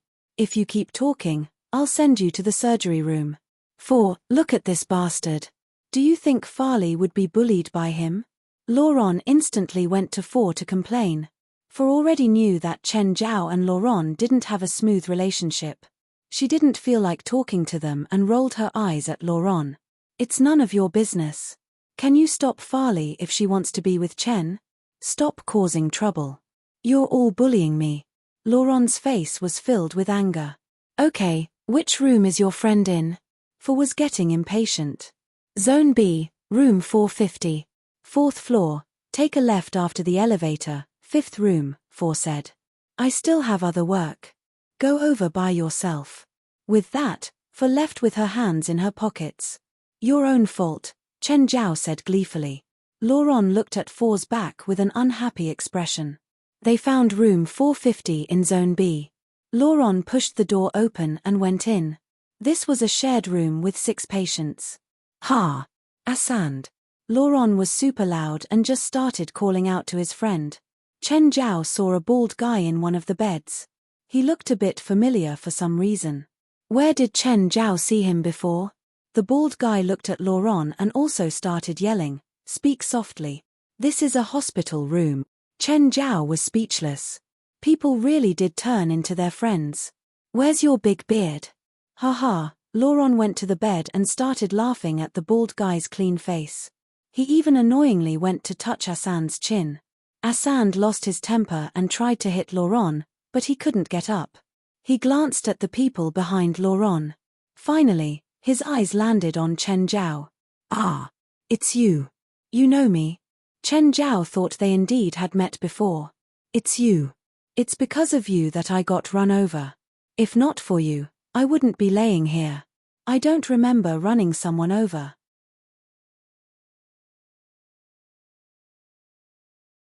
He would believe it if the guy said he was sent to the hospital by getting beat up.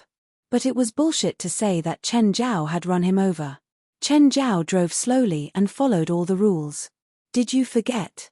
It was outside Beverly Hills. I was riding a motorbike and you drove an SUV. I kicked your door. Everyone looked at Chen Zhao. This was like suicide. With Chen Zhao's temper, running the guy over was normal. Oh, I remember. You're the rider. It finally made sense to Chen Zhao. That's not my fault.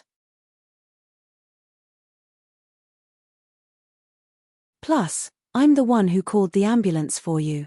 But Asand had a big beard before. Now that he'd shaved his beard, he was just a fat old man. That was why Chen Zhao couldn't recognize him. It's your fault, but I don't blame you. I don't need your forgiveness. Chen Zhao's expression darkened. This had nothing to do with him.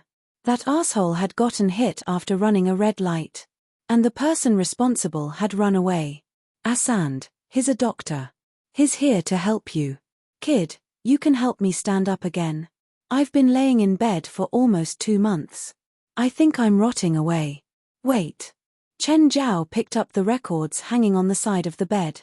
He'd cracked his pelvis and had many serious injuries all over. The cracked pelvis was the main thing. Usually, this kind of injury could heal with enough time.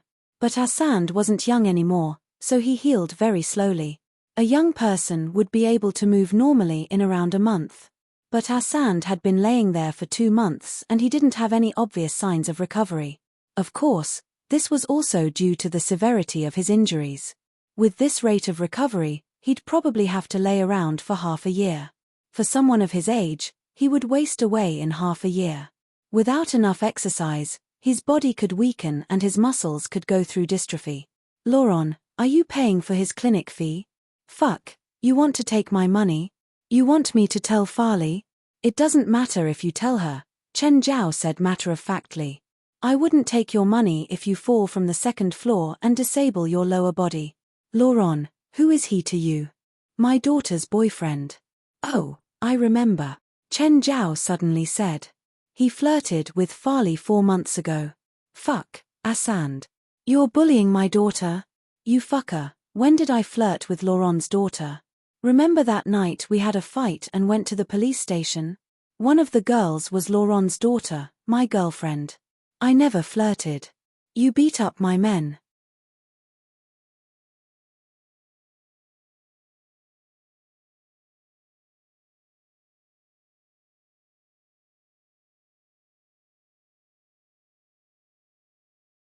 I can make him stay bedridden for life.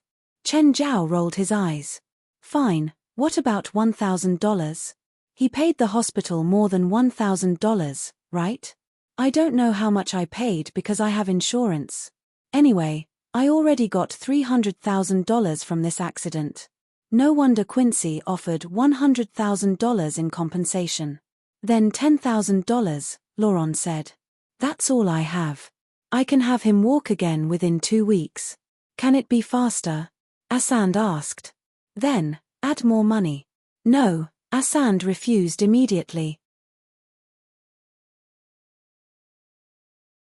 Chen Zhao thought that he didn't care about money, but he was a stingy guy too.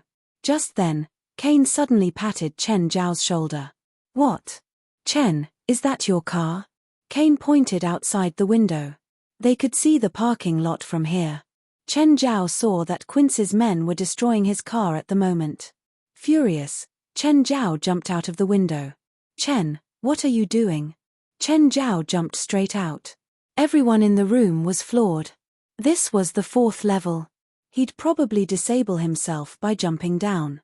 Kane rushed to the window and saw that Chen Zhao had landed safely. Chen Zhao was completely furious. He charged at the parking lot like a wild bull. Those guys are dead, Lauren said. Kane, Karim, and Howard had the same expression. Those guys were practically committing suicide. They didn't know that they'd angered a lion. Right now, Quincy stood to the side, still with his gentle smile. He watched his men smash Chen Zhao's car. Marin was working the hardest. But then, Quincy felt a gust of wind and then a figure rushed into the group of people. Thud. Marin's frail body shot into the air and flew meters away. He smashed into the windshield of a car in the back, embedding into it entirely. Everyone looked at Chen Zhao. There was a murderous look in his eyes.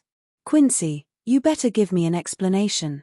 Mr. Chen, do you know how long you'll be sentenced for intentional harm? Quincy still had that gentle smile. Then, do you know that there's a law in America that states that private property is inviolable and killing is allowed? A murderous intent flashed in Chen Zhao's eyes. A gun was pointed at the back of his head. Quincy's expression still didn't change. He smiled at Chen Zhao. If you die, then we'll be able to tell the judge that it was self-defense.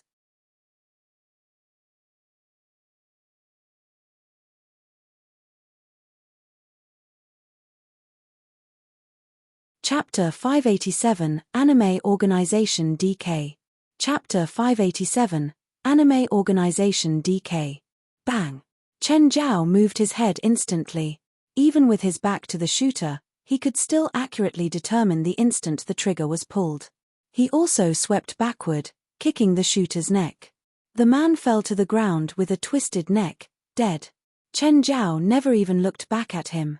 However, these people's violence was quite unexpected. They actually dared to take out their guns in broad daylight and even fire. Chen Zhao had thought that they would only threaten him. He'd never thought about actually killing someone. He just wanted to teach them a lesson. But now, he was completely furious. Chen Zhao stared coldly at Quincy. You know what happens to people who point a gun at my head? Quincy's pupils constricted. This Asian was dangerous. Mr. Chen, how about you just let this go now? You killed one of my men. No. Chen Zhao saw another guy stab at him with a dagger. He turned, pulled, and grabbed. The man's neck was in Chen Zhao's hands. Quincy's expression changed. Don't.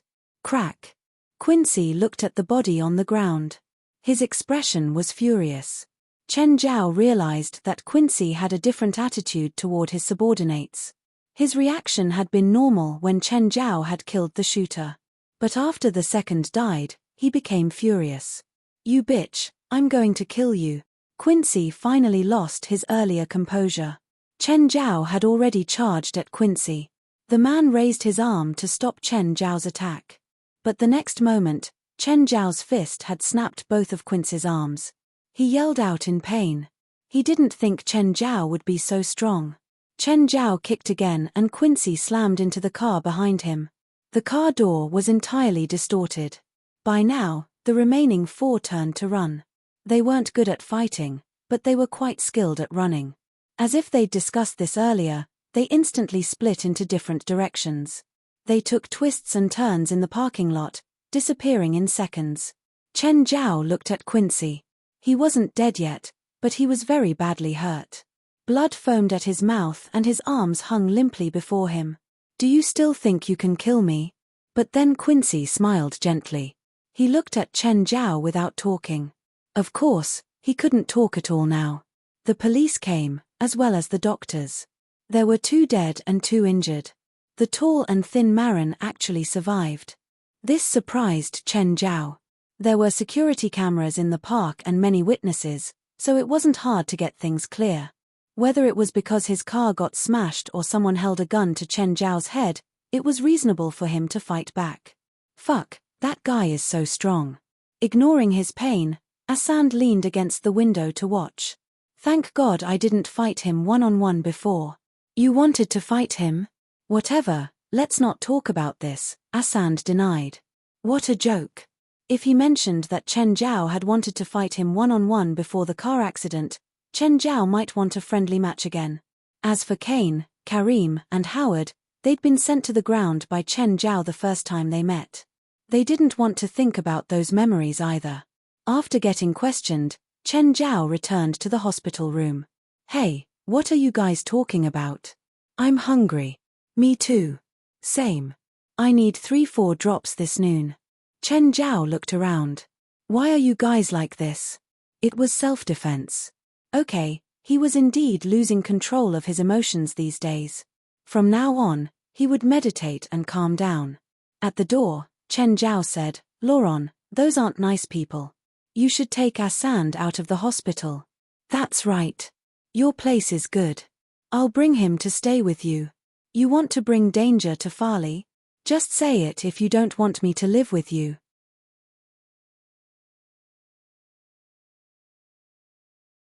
I don't want you to live with me. You asshole. You told me to say it. Chen Zhao looked up at Laurent. It was already annoying that Laurent disrupted their 2-person world. But since he was Farley's father, Chen Zhao could manage. He planned on sending Karim, Kane, and Howard to the hotel today. But instead of them leaving, another stranger was coming and Chen Zhao wasn't exactly willing. Plus, Asand should have his own home too. You said he's in danger. You should be sympathetic.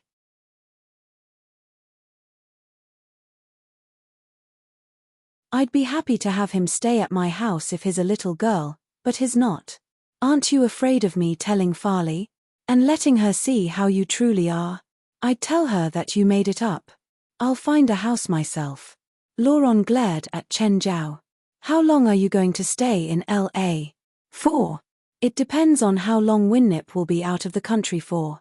Even though Laurent always threatened to show Farley his true nature, they always acted friendly before Farley.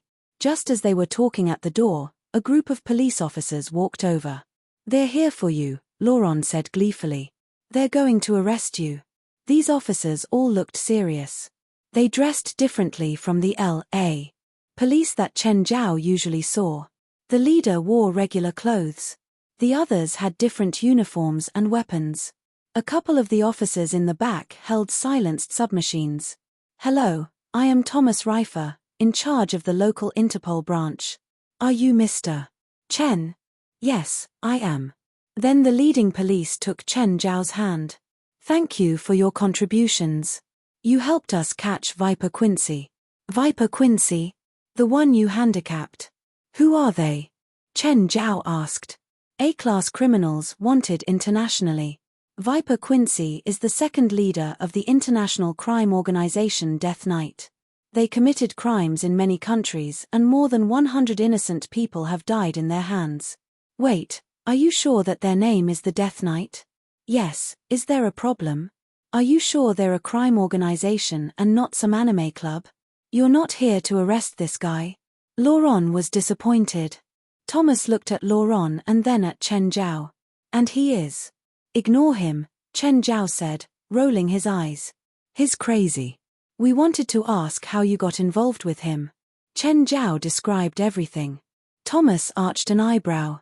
Go check the identity of the perpetrator. See if he has a fake ID. Do you know why they're here? Chen Zhao asked. There are some special members in DK.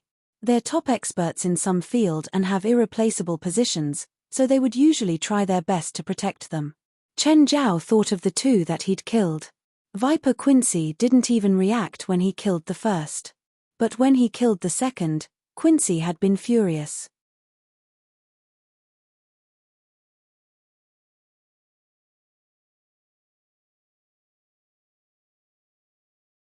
Chapter 588 Interpol. Chapter 588 Interpol. Mr. Chen, we suspect that DK has something big planned in LA. We hope that you can cooperate with us to destroy DK's plan and capture their leader. How should I cooperate with you? Chen Zhao asked. This time, you made DK suffer great losses. They often take revenge, so they'll definitely take revenge on you. We hope that we can surround your home and control it entirely. Sorry, no, Chen Zhao refused directly. Why? Don't you want the Interpol to protect you and your family's safety? Does the Interpol have really pretty personal bodyguards for me and my girlfriend? If not, then no thanks. I don't accept any kind of protection. Also, please don't get close to my house or the surrounding area. I have the right to expel you. This was a prime example of conversation killers. Mr. Chen, they're a crime organization, not the typical gang. I know you're a good boxer, but sometimes, a bullet will take your life. Bye, Chen Zhao said, rolling his eyes. Mr. Chen, you'll come find me by yourself, Thomas Reifer said. Asand was a standard vagrant. He didn't have a home at all. He didn't have family either, so he just slept wherever he rode his motorcycle to. Usually, he stayed in a restaurant or bar. Occasionally, he would spend the night in a motel. After Laurent brought Asand out, he chatted non-stop about how merciless Chen Zhao was. Laurent, shut up. Asand yelled loudly too. You're so annoying. Fuck you. You're already disabled and your temper is still so bad. Yeah, this is my temper. You got a problem? Kane sat in the back, right between them. His head was about to explode from these two loud guys. Karim and Howard sat in the front and they were better off, but they were still annoyed. But they didn't have Chen Zhao's guts to yell back whenever they were annoyed. Laurent brought Asand into the hotel. Asand, spend a few days here. How much is one night? $400. Why? You want to pay me? No. Give me the $400. It's the same if I spend the night at a bar. Fuck you. A policewoman walked into Thomas' office with some files. Thomas, we checked. The person who was arrested is from DK. His alias is Engineer, a Class A internationally wanted criminal. He's caused many accidents before. Most of the deaths from DK were caused by him. He used a fake ID with the name Fero Kirk. He works at an electricity company as a repairman. Thomas looked at the files for a long while. Does DK want something from the electricity company? I wouldn't know. Go to the local police station and take the engineer out. I want to interrogate him personally. Sir, many people from DK has been showing up in LA. In the past 3 months.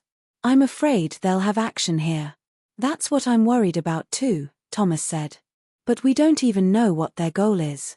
I'm hoping to get some information from the engineer. Maybe we can try something on that Chinese guy, the policewoman said. What?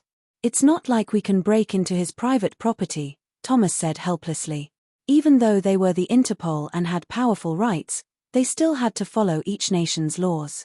If they really broke into someone's property and got shot, they wouldn't even have the right to fight back. Thomas rubbed his forehead. Whatever. Get the engineer out first and add more people to the hospital. Make sure the Viper Quincy and thief won't get broken out. Just then, another subordinate ran in. Thomas, Viper, and thief disappeared. One of the doctors died. What? Thomas shot to his feet in disbelief. How did they escape? I don't know. The hospital's security footage was all erased. We can't find any clues or how they even started it. Hurry, send more people to extract the engineer. Hello, we're from Interpol. We need to extract someone imprisoned here.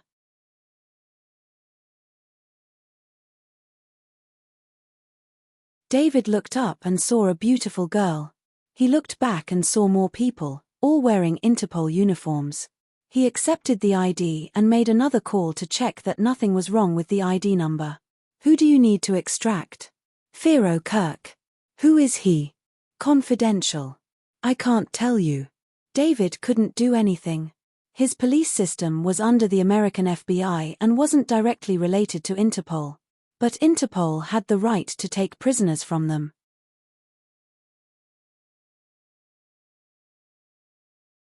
David brought Interpol to the cells. This is Fero Kirk. Fero raised his head and shock flashed past his face. When David saw him, he furrowed his brows. Fero's expression wasn't obvious, but he seemed happy. Please open the door. David glanced at the people behind the woman. Can I see everyone else's IDs too? Of course. A big guy came forward. The next moment, he pulled a gun out of his pocket. David cried out inside and tried to jump to the side. But when he was in the air, the man fired. Pew, pew. David took several bullets instantly and fell into a pool of blood. These people started firing directly and destroyed the electric lock. We should go. The woman looked up at the security camera. Since they destroyed the lock, the police would definitely know. Just then, the outer wall of the detention center exploded. A man stood outside. He had a mohawk and was chewing gum. Brothers miss me? Shut up and hurry, the big guy said.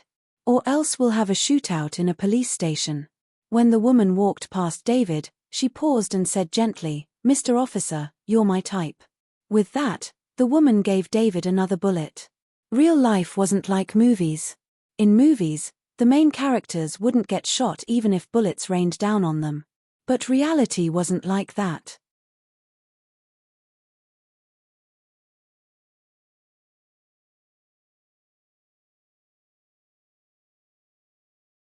Chapter 589, You Betrayed Me. Chapter 589, You Betrayed Me. Chen Zhao's phone rang. He looked at the number. It was Kate, but why would she call him? Chen. Kate's choked voice traveled from the other end of the call. Hearing her crying voice, Chen Zhao thought, no way. Did Kate fight with David? Or did they break up directly?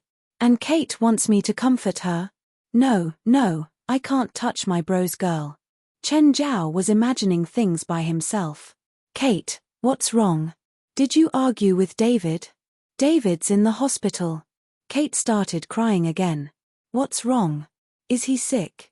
He got shot, a serious injury. He's in the emergency room. Chen Zhao shot to his feet. What exactly happened? I don't know. I don't know anything. I heard that he got shot in the police station. What? How is that possible? In the police station, Chen Zhao quickly asked, which hospital is he in? He hurried over to the hospital. Kate and a dozen police officers, including Sharon, were at the door. Chen. These officers had interacted with Chen Zhao before, so they nodded or greeted him. Chen Zhao glanced at Sharon. She nodded as well. Kate pulled Chen Zhao to the side. There was inextinguishable anger shining in Kate's tears. Chen, I want to kill the people who hurt David. You'll help me, right? No matter what problems they had, their feelings were still genuine. The problems were due to their personalities, but they still loved each other. Now that David was hurt, how could Kate calm down? I want to kill him with my own bare hands. Kate, calm down. I trust that David's colleagues will arrest him. Kate looked at Chen Zhao. Chen, I have a USB. It has a video of someone in a Spider-Man costume climbing CL building on January 3rd. Kate, that's not nice. I'm not threatening you. I just think that, since you have the ability, you shouldn't do nothing. Kate stared straight at Chen Zhao.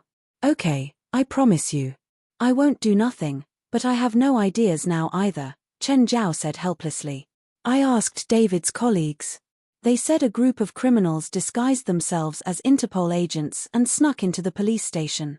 They wanted to rescue a prisoner. David discovered this and that's why he was shot. Do we know the prisoner's identity? A hit and run. He's charged for dangerous driving and injury to others. Hit and run. Chen Zhao narrowed his eyes. Could it be him? You know him? I killed and hurt some people at the hospital today, Chen Zhao said. What's going on? DK? Yes. Just then, Thomas brought people over. Hey, Mr. Chen, how come you're here? Wait. Chen Zhao looked at Thomas Group. What's wrong? Something wrong with me? Are you really Interpol? Of course. Is there any reason to doubt us? My friend was hurt by you Interpol. Are you friends with the injured officer? Thomas asked. I know about it already. We came just to ask about the situation. Ask about the situation? Chen Zhao sneered. We should be the ones asking. At that moment, Sharon and the other police officers walked over too. Let me ask you, Sharon demanded. Earlier, David checked someone's ID and it said their name was Tari's Beck. He also contacted the LA office of the Interpol and they said that they'd indeed sent someone to release the prisoner. But in the end, Tari's Beck is a criminal. I'm Tari's Beck. A woman beside Thomas stood out. My identity was stolen. While David called for verification, we indeed left and were on the way to the police station. In other words, there's a mole in Interpol, Sharon said, looking at the group. We haven't excluded that possibility.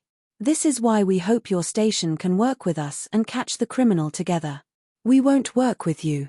Sharon had become the representative of her station. You haven't even gotten rid of your mole.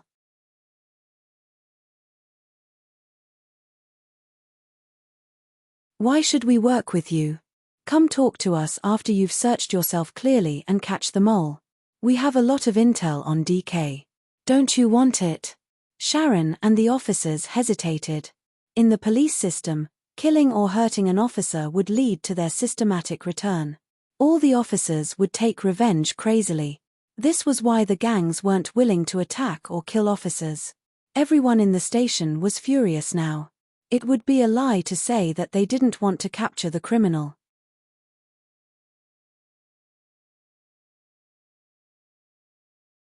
However, they didn't even know who it was. They were like headless flies. Chen, what should we do? Work with them? No, we'll find him ourselves, Chen Zhao murmured. At that moment, the surgery room opened. Everyone crowded over and Kate immediately latched onto the doctor. Doctor, how is David? His life isn't at risk, but he's still too weak. I suggest you all don't disturb him now. Hearing the doctor's words, Chen Zhao was also relieved. Everything was all right if he survived. David was still unconscious, so Chen Zhao and Kate couldn't go in and look. Chen Zhao asked the doctor some professional questions. After confirming that he wouldn't have any lasting effects, he told it all to Kate. Chen, you have to help David find those assholes. Yes, I'll do everything I can to find him for you. Lauren, are you going out by yourself? Yeah, Lauren said. I want to walk around. I'll go with you, Kane said. No. I know that you're on that bastard's side now. You've already betrayed me. I don't want 3 traitors following me. Lauren's voice was filled with anger. Kane, Karim, and Howard were all speechless. Why are you so dramatic? What good is there to follow you? It's not like you pay us. And you always run off alone when we're on your side. These 3 had been fucked over by Lauren long ago. This time, they were determined not to be on Lauren's side. I don't need you 3. I have my own ways. I will succeed.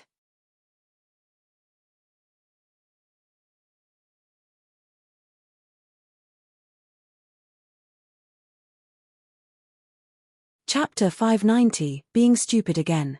Chapter 590, Being Stupid Again. Lauren came to an abandoned and remote neighborhood. There was no one here. He took out his phone. Pamela, I'm outside the neighborhood. Okay, wait there for me. A moment later, an old woman came outside. Her face was extremely pale and her hair was messy. She wore a flowery dress that looked ancient. She was like a ghost from movies. Fuck. You, seeing her, Lauren wanted to turn and run. Lauren, come back. The woman couldn't catch up, so she could only yell from the back. It's me, Pamela. Hearing her voice, Lauren stopped and looked at her hesitantly. You're Pamela? You really are Pamela? Yes. Lauren studied the old woman before him. He honestly couldn't believe that the pretty woman from 20 years ago would turn into this state. However, she really did have traces of Pamela. How did you turn into this? Pamela was a few years younger than him. How could she look so old? Pamela straightened and ripped off the fake mask she had on. She instantly brightened. Even though she was a bit older, she wasn't as scary as before. Why did you do that to yourself? Lauren finally confirmed that it was Pamela. I can't help it, Pamela said helplessly. For our field, you have to do that to make people believe you're an experienced spiritualist. So are you? Of course. Lauren still doubted it. Pamela had said that she was a spiritualist since they first met each other, but he still didn't really believe it. Come. Let's go inside to talk. Lauren followed behind Pamela and looked at the barren neighborhood. He was pretty sure that no one lived here. Rather, Pamela lived here by herself. How come you live here? Duh. Have you ever seen a spiritualist live in a fancy apartment? Plus, the rent for here is only $300 per month. Lauren felt that the second was the true reason. And most people feel like old witches should live in places like this, right? Pamela pushed open the door. Lauren pressed the light switch, but no light came on. How come it's not on? Is it broken? No electricity. No electricity? Do you get blackouts often? They've turned off the electricity for this neighborhood long ago. Then, how do you live? You can't even cook, right? Food delivery. Pamela's answer destroyed all of her mysteriousness. While speaking, she pulled aside the curtains. The living room was instantly brighter. There were many strange items in the living room, along with some bookshelves. I have to stay mysterious when people visit me usually, so the room has to be dark, Pamela said. Oh, why did you come and find me this time? You really are a spiritualist, right? Of course. Are you doubting me? Then, can you summon spirits? Lauren asked. That's what a death speaker does. I can't do it. Then, what can you do? If you want to summon spirits, I can introduce you to someone, but I need to take a fee. Laurent was speechless. Can you do curses? Those are poison spiritualists. Pamela looked at him. Do you have some enemy? I have a mortal enemy. How bad is it? He stole my daughter. Pamela almost flipped the table over. After all this time, it's your son-in-law, right? If you can take care of him for me, I'll pay you $10,000. Hearing $10,000, Pamela was tempted. To what extent? Kill him? That's not necessary. Just scare him. It's best if he can surrender to me. Pamela finally understood. It was just an in-law rivalry. She thought about it. How about this? Bring him to my neighborhood. Oh, it has to be at midnight. Why? Laurent asked. Are we going to have people hide here? That's not necessary. That guy is really good at fighting.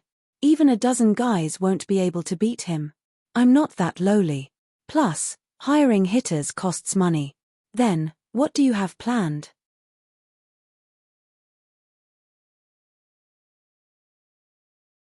Pamela lowered her head. Do you know why this place is empty? Laurent thought about it. When he came in, the infrastructure along the way were all preserved well. Leaves covered the street because no one maintained it, but there didn't seem to be any other problems. Why? 12 years ago, there was an epidemic here. Epidemic? This is America. Are you sure you're not joking? Do I look like I'm joking? Yes. I'm serious. Pamela looked at him seriously.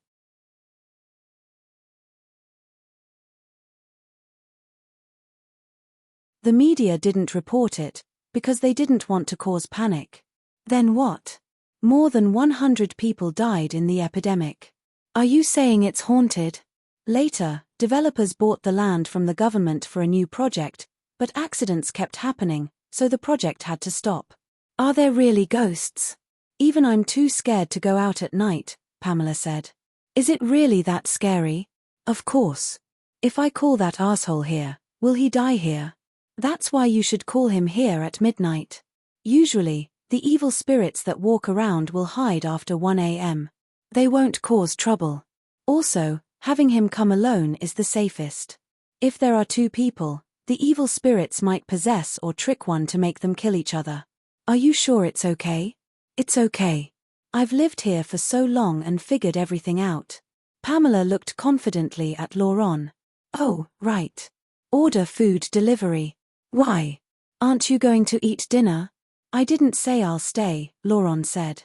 You don't want to stay and see your in-law cry in fear. Laurent looked at Pamela. You just want to get free food, right? It's getting late, Pamela said. Hurry and call for food, or else they won't come if it's too late. Laurent picked up his phone and ordered 2 food deliveries. When he hung up, he saw a key hanging from Pamela's neck. What's that key for?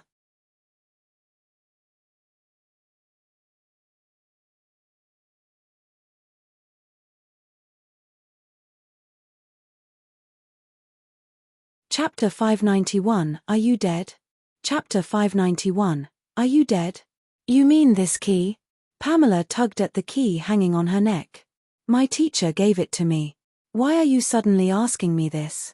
My wife seemed to have a key like that too, but it's made out of gold. She gave it to that bastard. Pamela shook the key in her hands. Too bad. Why isn't mine made out of gold? It's too weird to have a key hanging from your neck. You wouldn't say that if your wife does that. Pamela rolled her eyes at Laurent. A while later, the food delivery arrived at the entrance of the neighborhood. Pamela went out to pick it up. Laurent waited leisurely, but Pamela just wouldn't return. He was bored, so he took a book off of the shelf. This was a very ancient book. The cover had already cracked and he couldn't read the title clearly. He opened to a random page and saw a picture. It had images of 13 keys with different colors. But he couldn't read the words on the bottom. Rather than words, they were more like pictures. Laurent had never seen such a strange written script before. It wasn't far, so why hadn't Pamela come back yet? Laurent looked out the window. It was getting late and the sun had set. He picked up his phone to call Pamela. But what he heard was, the number you called does not exist. What? He'd just called her earlier. How come the number didn't exist anymore? Laurent decided to go out to find Pamela. But when he walked out, his foot sank.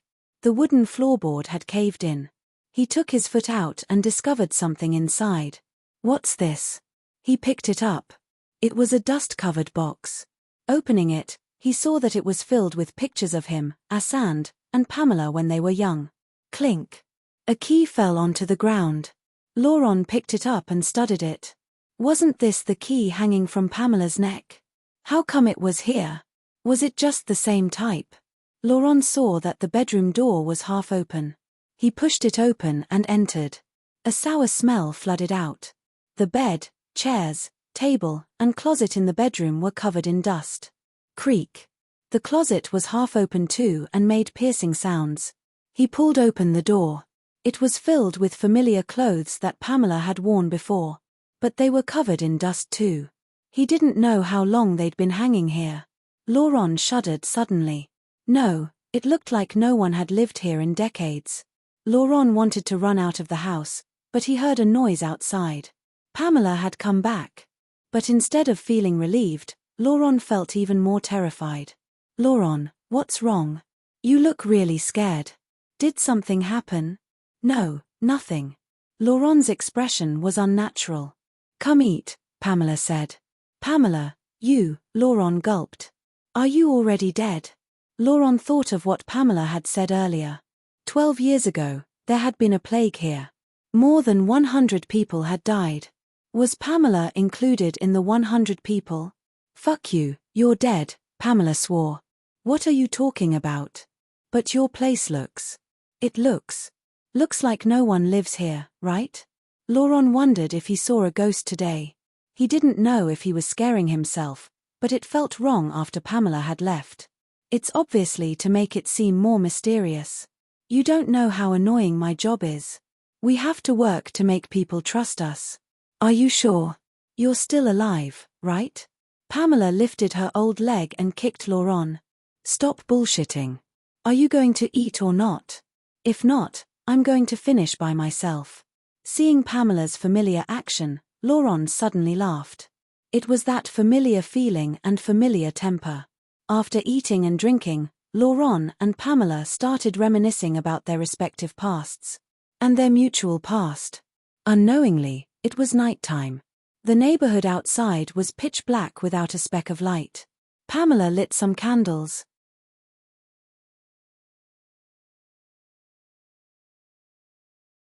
I remember back then when we were in that abandoned warehouse. You, me, Asand, we were like this too, lighting a fire and talking loudly. So many years have passed. Who fucking knew that a bum like that would become a politician, Pamela said, laughing. The last time the three of us met must have been 20 years ago. Yeah. You and Asand are both in LA. Haven't you two met? That old asshole is just like that, running around all day on his bike. We call occasionally, but I need to make money too.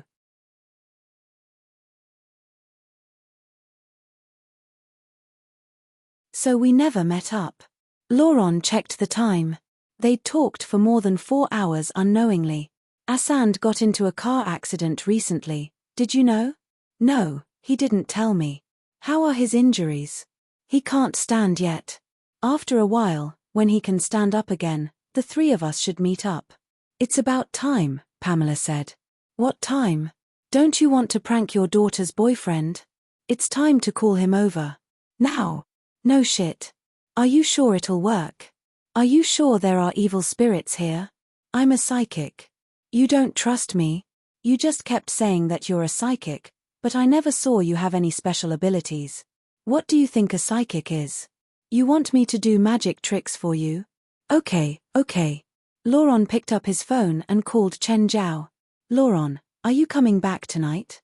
Chen Zhao was demanding the moment he spoke. Chen, I'm at my friend's place and drank too much. Come pick me up. You think I'll care? Call a taxi. I'm in a remote place. There aren't any taxis. Then walk back.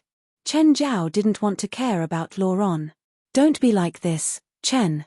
I'm Farley's father. Chen Zhao was so annoyed. This old bastard always used this to threaten him. Did you prepare another trap for me? No, no, definitely not. I swear, it'll never happen. Plus, do you think my traps are effective on you? Okay, what's the address? Chen Zhao didn't believe Laurent. This old guy definitely prepared a trap for him to jump into. But Chen Zhao would like to see what he'd prepared.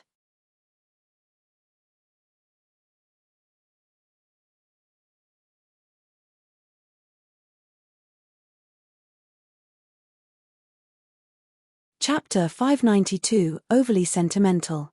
Chapter 592, Overly Sentimental. I'm at the entrance. You can come out now. Chen Zhao was calling Laurent. Does anyone live here? Why is it so dark? Chen, I drank too much. Come help me out. You sound normal though. It's true. How come there's no sound over there? Are all your friends drunk? They're chatting on the side. They're all old. Do you want to hear them talk? Whatever. Chen Zhao could only get out of his car and enter the neighborhood to pick Laurent up. But as soon as he entered, he sensed something wrong. There was a smell of rot in the air.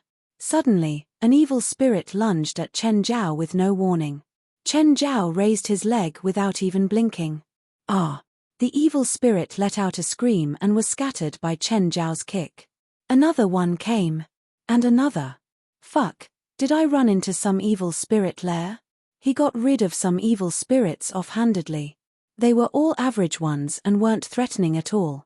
Chen Zhao basically killed one with each punch. There was no nonsense. He could feel that there were still many eyes on him. But they weren't willing to come out. Clearly, they were afraid of Chen Zhao. He didn't think the surroundings were threatening. It wasn't only humans who bullied the weak and were afraid of the strong. Evil spirits were the same. Obviously, Chen Zhao had killed a few evil spirits offhandedly. The others would be stupid to keep doing suicidal attacks. Chen Zhao walked straight toward the address that Laurent had mentioned. At the door, he looked inside. There was candlelight in the room, so it should be here, right? He knocked on the door. Inside, Laurent heard the knock. He looked at Pamela, who said indifferently, "Go open the door. Your in-law is here." "He's here. Didn't you say?" Suddenly, a gust of wind blew the candle out. Laurent shuddered because he saw Pamela's body was disappearing slowly, like the smoke dissipating from the candle. "Pamela?" Cold sweat beaded on Laurent's forehead. "Ah!" He suddenly screamed and rushed to the door. He saw Chen Zhao with his back to him. "Chen, save me." Chen Zhao turned around. Instead of seeing Chen Zhao's face, Laurent saw a terrifying face. "Ah!" Laurent fainted from fear. "Fuck. If I'd known, I wouldn't have scared him." Chen Zhao was annoyed. He grabbed Laurent's arm and started walking out. Just then, a necklace fell out of his pocket. Chen Zhao picked it up to look. Another key? Was it the same as the other keys? Or was it just a coincidence? Whatever, he'd take it first. Chen Zhao didn't care if this was Laurent's personal item. Along the way, Laurent woke up in the backseat of the car. Where am I? The scene from before he fainted flashed through his mind. He suddenly realized something. Fuck. Chen, did you try scaring me earlier? Laurent, who were you with earlier? He suddenly turned green and his lips trembled. Chen, I think I met a ghost. Chen Zhao wasn't too surprised at that. After all, the neighborhood wasn't normal. He met so many evil spirits with just a few steps. It would be even stranger if there was no problem. Tell me what happened. I met up with a friend I haven't seen in 20 years, but when you came, she suddenly disappeared. Oh, you saw a ghost. You don't believe me? Laurent looked angrily at Chen Zhao, who was driving. No, I believe you. You don't believe me. If you believed me, you wouldn't be so calm now. How do you think I should react? Chen Zhao rolled his eyes. You didn't see anything when you came? Laurent felt like Chen Zhao still didn't believe him. Nope. Now, Laurent was even more annoyed. He'd wanted to scare Chen Zhao. But instead of scaring Chen Zhao, he was the one who got terrified. Laurent suddenly felt depressed. He felt around his pocket and took out a few old pictures.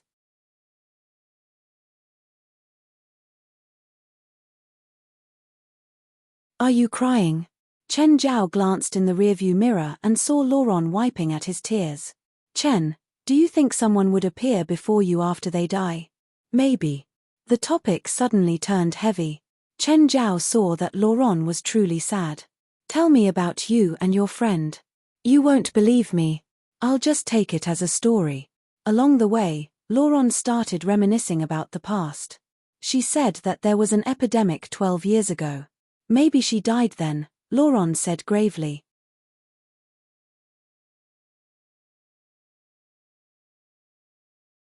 But it's okay. I can still meet my old friend. No matter what she turned into, she's still her. I'll tell Winnip. You asshole. Back home, Laurent was still feeling down, so he went to look at the lakeside night view.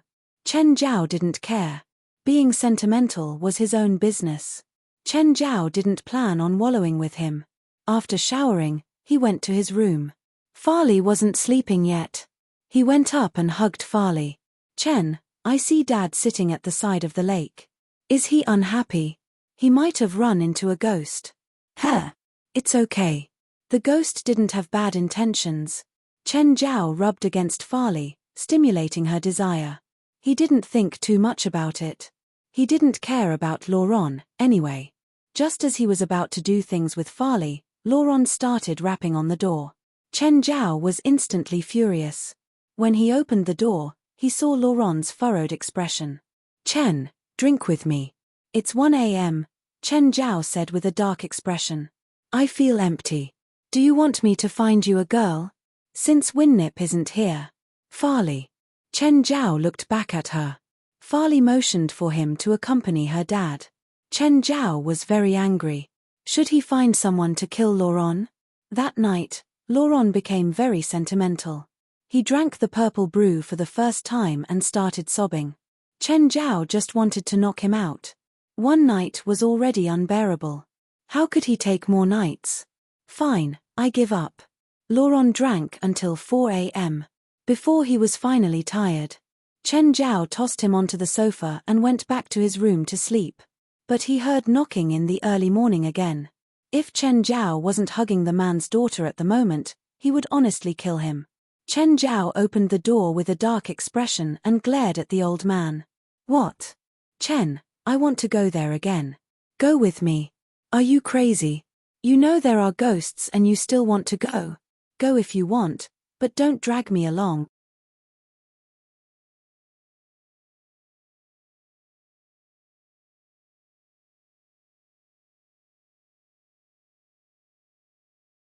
Chapter 593, 13 Keys.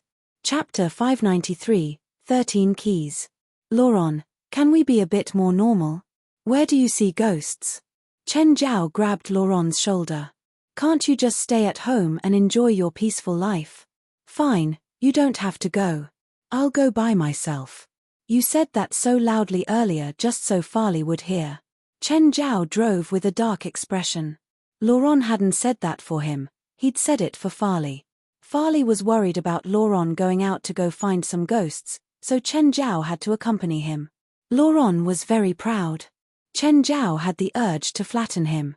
Everyone said that it was a treasure to have an elder in the family, but Chen Zhao thought this old man was just shit.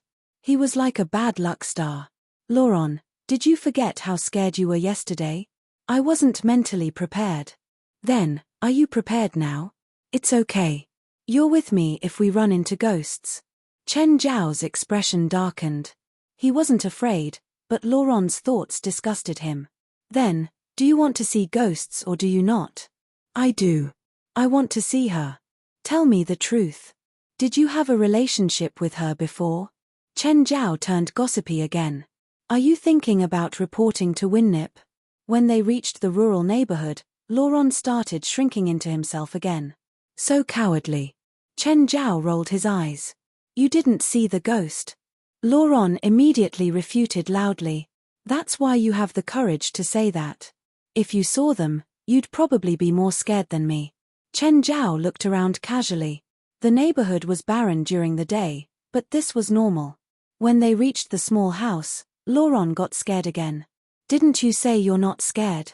Why did you stop? Laurent was hesitant, but he still opened the door. Chen Zhao touched his nose. It smelled like rotting wood. After entering, he looked around.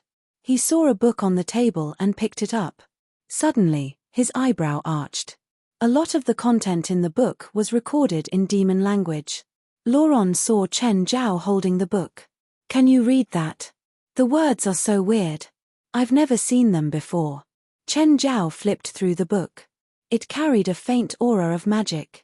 The past owner should have been a spiritualist. However, no one had read it in a long time, so the aura was very faint. Chen Zhao's hand paused. He'd flipped to the page with 13 keys. On the bottom of the page, there was a passage written in the demon language. Every civilization has a final goal, to strive for eternity. Each key points to a door. Try and open the door. It will have the answer that you wish to know. It may be right, it may be wrong. You may be enlightened in the wrong. You may lose everything in the right. This passage was very difficult to understand. At least, Chen Zhao couldn't figure it out. He really hated things that were purposely deep and pretentious. Couldn't they just say what they wanted to? Why did they have to act so mysterious? Were they making fun of him for being uncultured? Hey, where did you put the book? Laurent had seen the book earlier, but when he turned around, Chen Zhao's hands were empty. I put it back on the shelf, Chen Zhao said. You're done, right? We should go. Chen, I saw there's a basement. Let's go down to look. Chen Zhao touched his forehead. You're not afraid of dying? The man was such a scaredy-cat, but he insisted on doing stupid things. If you're afraid, you can go back. I'll go down by myself. Okay, go down by yourself. Wait. Chen, I'm giving you the chance to change my impression of you. No, don't change, Chen Zhao interrupted. Otherwise, it wouldn't be you. In my heart, you're a crabby old man. Just like how you don't like me, I don't like you either. Don't make any changes on your own. Laurent's face reddened in anger.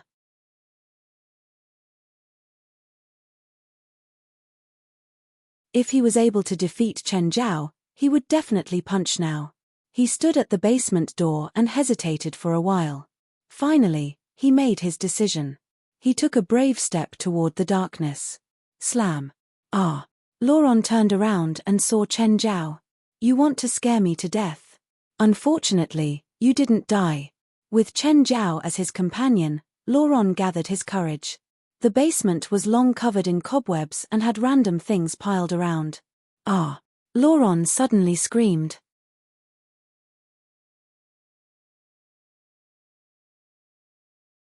Chen Zhao turned around and saw a skeleton behind a block that Laurent had pushed aside. Is this Pamela? That's not your Pamela. Why not? Judging from the bone structure, it should be a man's skeleton. It's at least 185 meters tall. Chen Zhao was a doctor, after all. He could still tell some things. Does this mean Pamela killed someone here? Chen Zhao couldn't answer. But as of now, he still hadn't seen Pamela's spirit. Usually, ghosts only came out at night. But from Laurent's earlier descriptions, Chen Zhao guessed that Pamela had been a witch. If a witch's soul remained in the human world after death, she may become even stronger than when she'd been alive. So, it wouldn't be strange if she could appear in the daytime. But Chen Zhao didn't really care. That witch didn't hurt Laurent. It meant that she didn't have the intention. Chen Zhao cared more about the 13 keys. The passage turned in his mind. If there really were 13 keys, then he should have 4 now. Did he have to collect all 13 to unravel the mystery? But where could he find the other keys? There wasn't a single clue. It was so headache-inducing. For some reason, he also felt like he should go find the other keys. But he didn't even know the use of these keys, let alone have any clues. Why should he go find them? But why did he want to? He felt really conflicted between his logic and impulse. Suddenly, Chen Zhao whipped his head around. A figure flashed past the entrance of the basement. It was a woman. Was she Pamela? Chen Zhao didn't see clearly. He'd never seen Pamela before either, so he didn't know if he saw her. Let's go, Laurent said with disappointment. It seems like Pamela isn't willing to see me. Or, she's already left. When Chen Zhao left the basement, he turned around again, looking into the darkness. She'd appeared in the darkness again.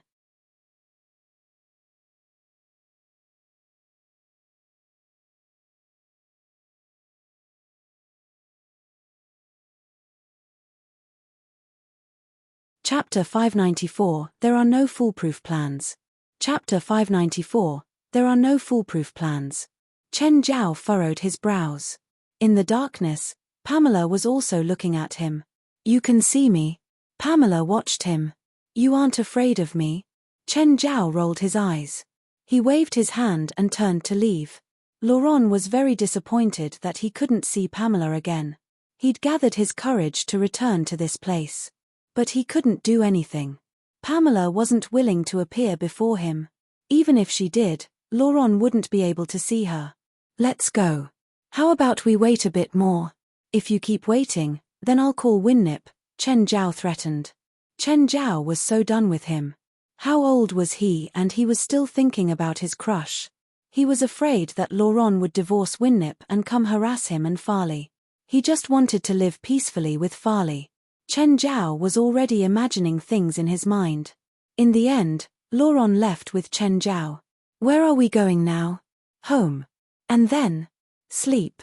After a pause, Laurent couldn't help but ask, nothing else? How about we mess with each other? Laurent turned his head. He didn't want to tell Chen Zhao that he'd already messed with Chen Zhao yesterday. But it didn't seem to have been effective. As expected, using supernatural forces for a prank wasn't reliable. Chen Zhao looked at Laurent. Are you hiding something from me? No. Didn't you say you'll help treat us and? Not in the mood. I'll go when I'm in a better mood. Just then, Chen Zhao's phone rang. Hey, Rasfa. Chen, do you want an invitation to the auction at Hilda Hotel on the 7th? Hearing that there was an auction, Laurent immediately cut in, yes. Prepare more than one. Chen, is that your friend? Farley's dad. Okay, sir. How many? 7 people. Chen Zhao was speechless. No problem. I'll have Paul bring it to your house later. Okay. Chen Zhao was feeling worse. He hung up and shot a resentful look at Laurent. You're going to stay until the 7th? You hate me this much. You already know the answer. And what 7 people do we have? You, me, Farley, Karim, Kane, Howard, and Asand. Then you're in charge of pushing the wheelchair. I'm not going to care about you. Chen Zhao knew that Laurent was just causing trouble for him. Hilda Hotel. A piercing alarm rang through the lobby. Many of the guests there were frightened. The guards and lobby manager hurried over. The manager went to the front desk. What happened? Who set off the alarm? Manager, the alarm is broken. It goes off randomly. Which company installed the security system? Hig Security Company, the front desk staff said. Call them and have them come check.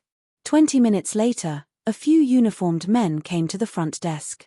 Are you the repairmen from Hig? Yes. What is the problem?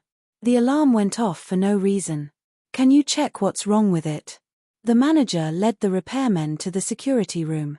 The workers started checking the circuits, but there was something wrong with their gazes. But the manager didn't notice their subtle movements.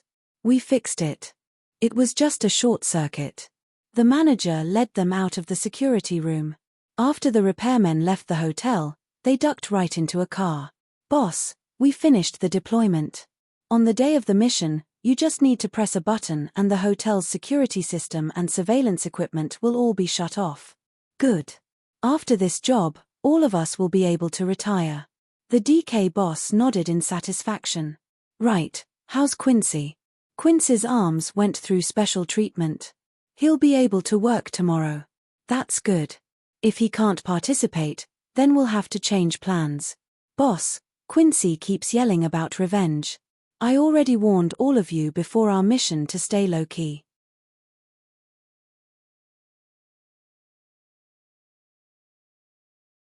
I thought that he'd know that if I let him lead the mission. But 10 days after the engineer landed in L.A., he was already arrested. Then Quincy got beaten up and sent to the hospital.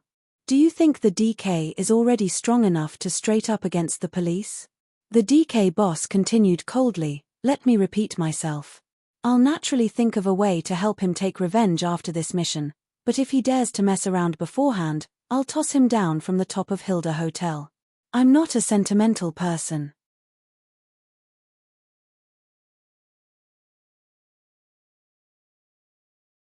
Chen, I found some things.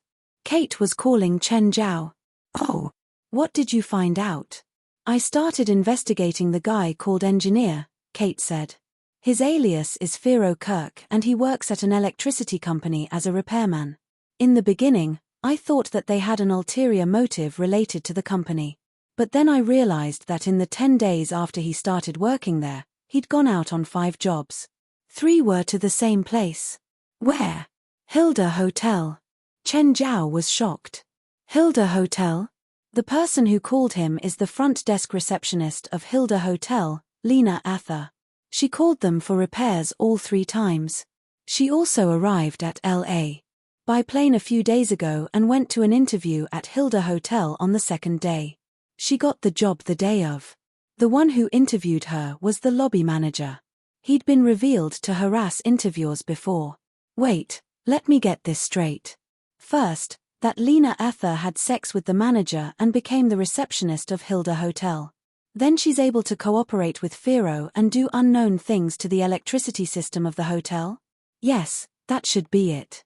Chen Zhao couldn't help but be impressed. Kate's professionalism wasn't any weaker than an experienced police investigator. She was able to discover so much information from clues that others wouldn't be able to think of. I also saw that Hilda Hotel's repair reports in the past 3 months were more than in the last 3 years. It's not just electricity. There were also many repairs for the alarm and sewage system. So, not only did Lena infiltrate the hotel, many other members of DK have gotten in too? And they're secretly damaging all sorts of infrastructure while deploying things? Yes. You're tuning in to the Dreamy Chapters YouTube channel. We're so grateful for your support and don't forget to subscribe to join us on this incredible journey through captivating stories. Your generosity through donations truly makes a world of difference, as it's the primary source of revenue that allows me to expand and enhance this channel for you. Thank you from the bottom of my heart for being a part of this adventure.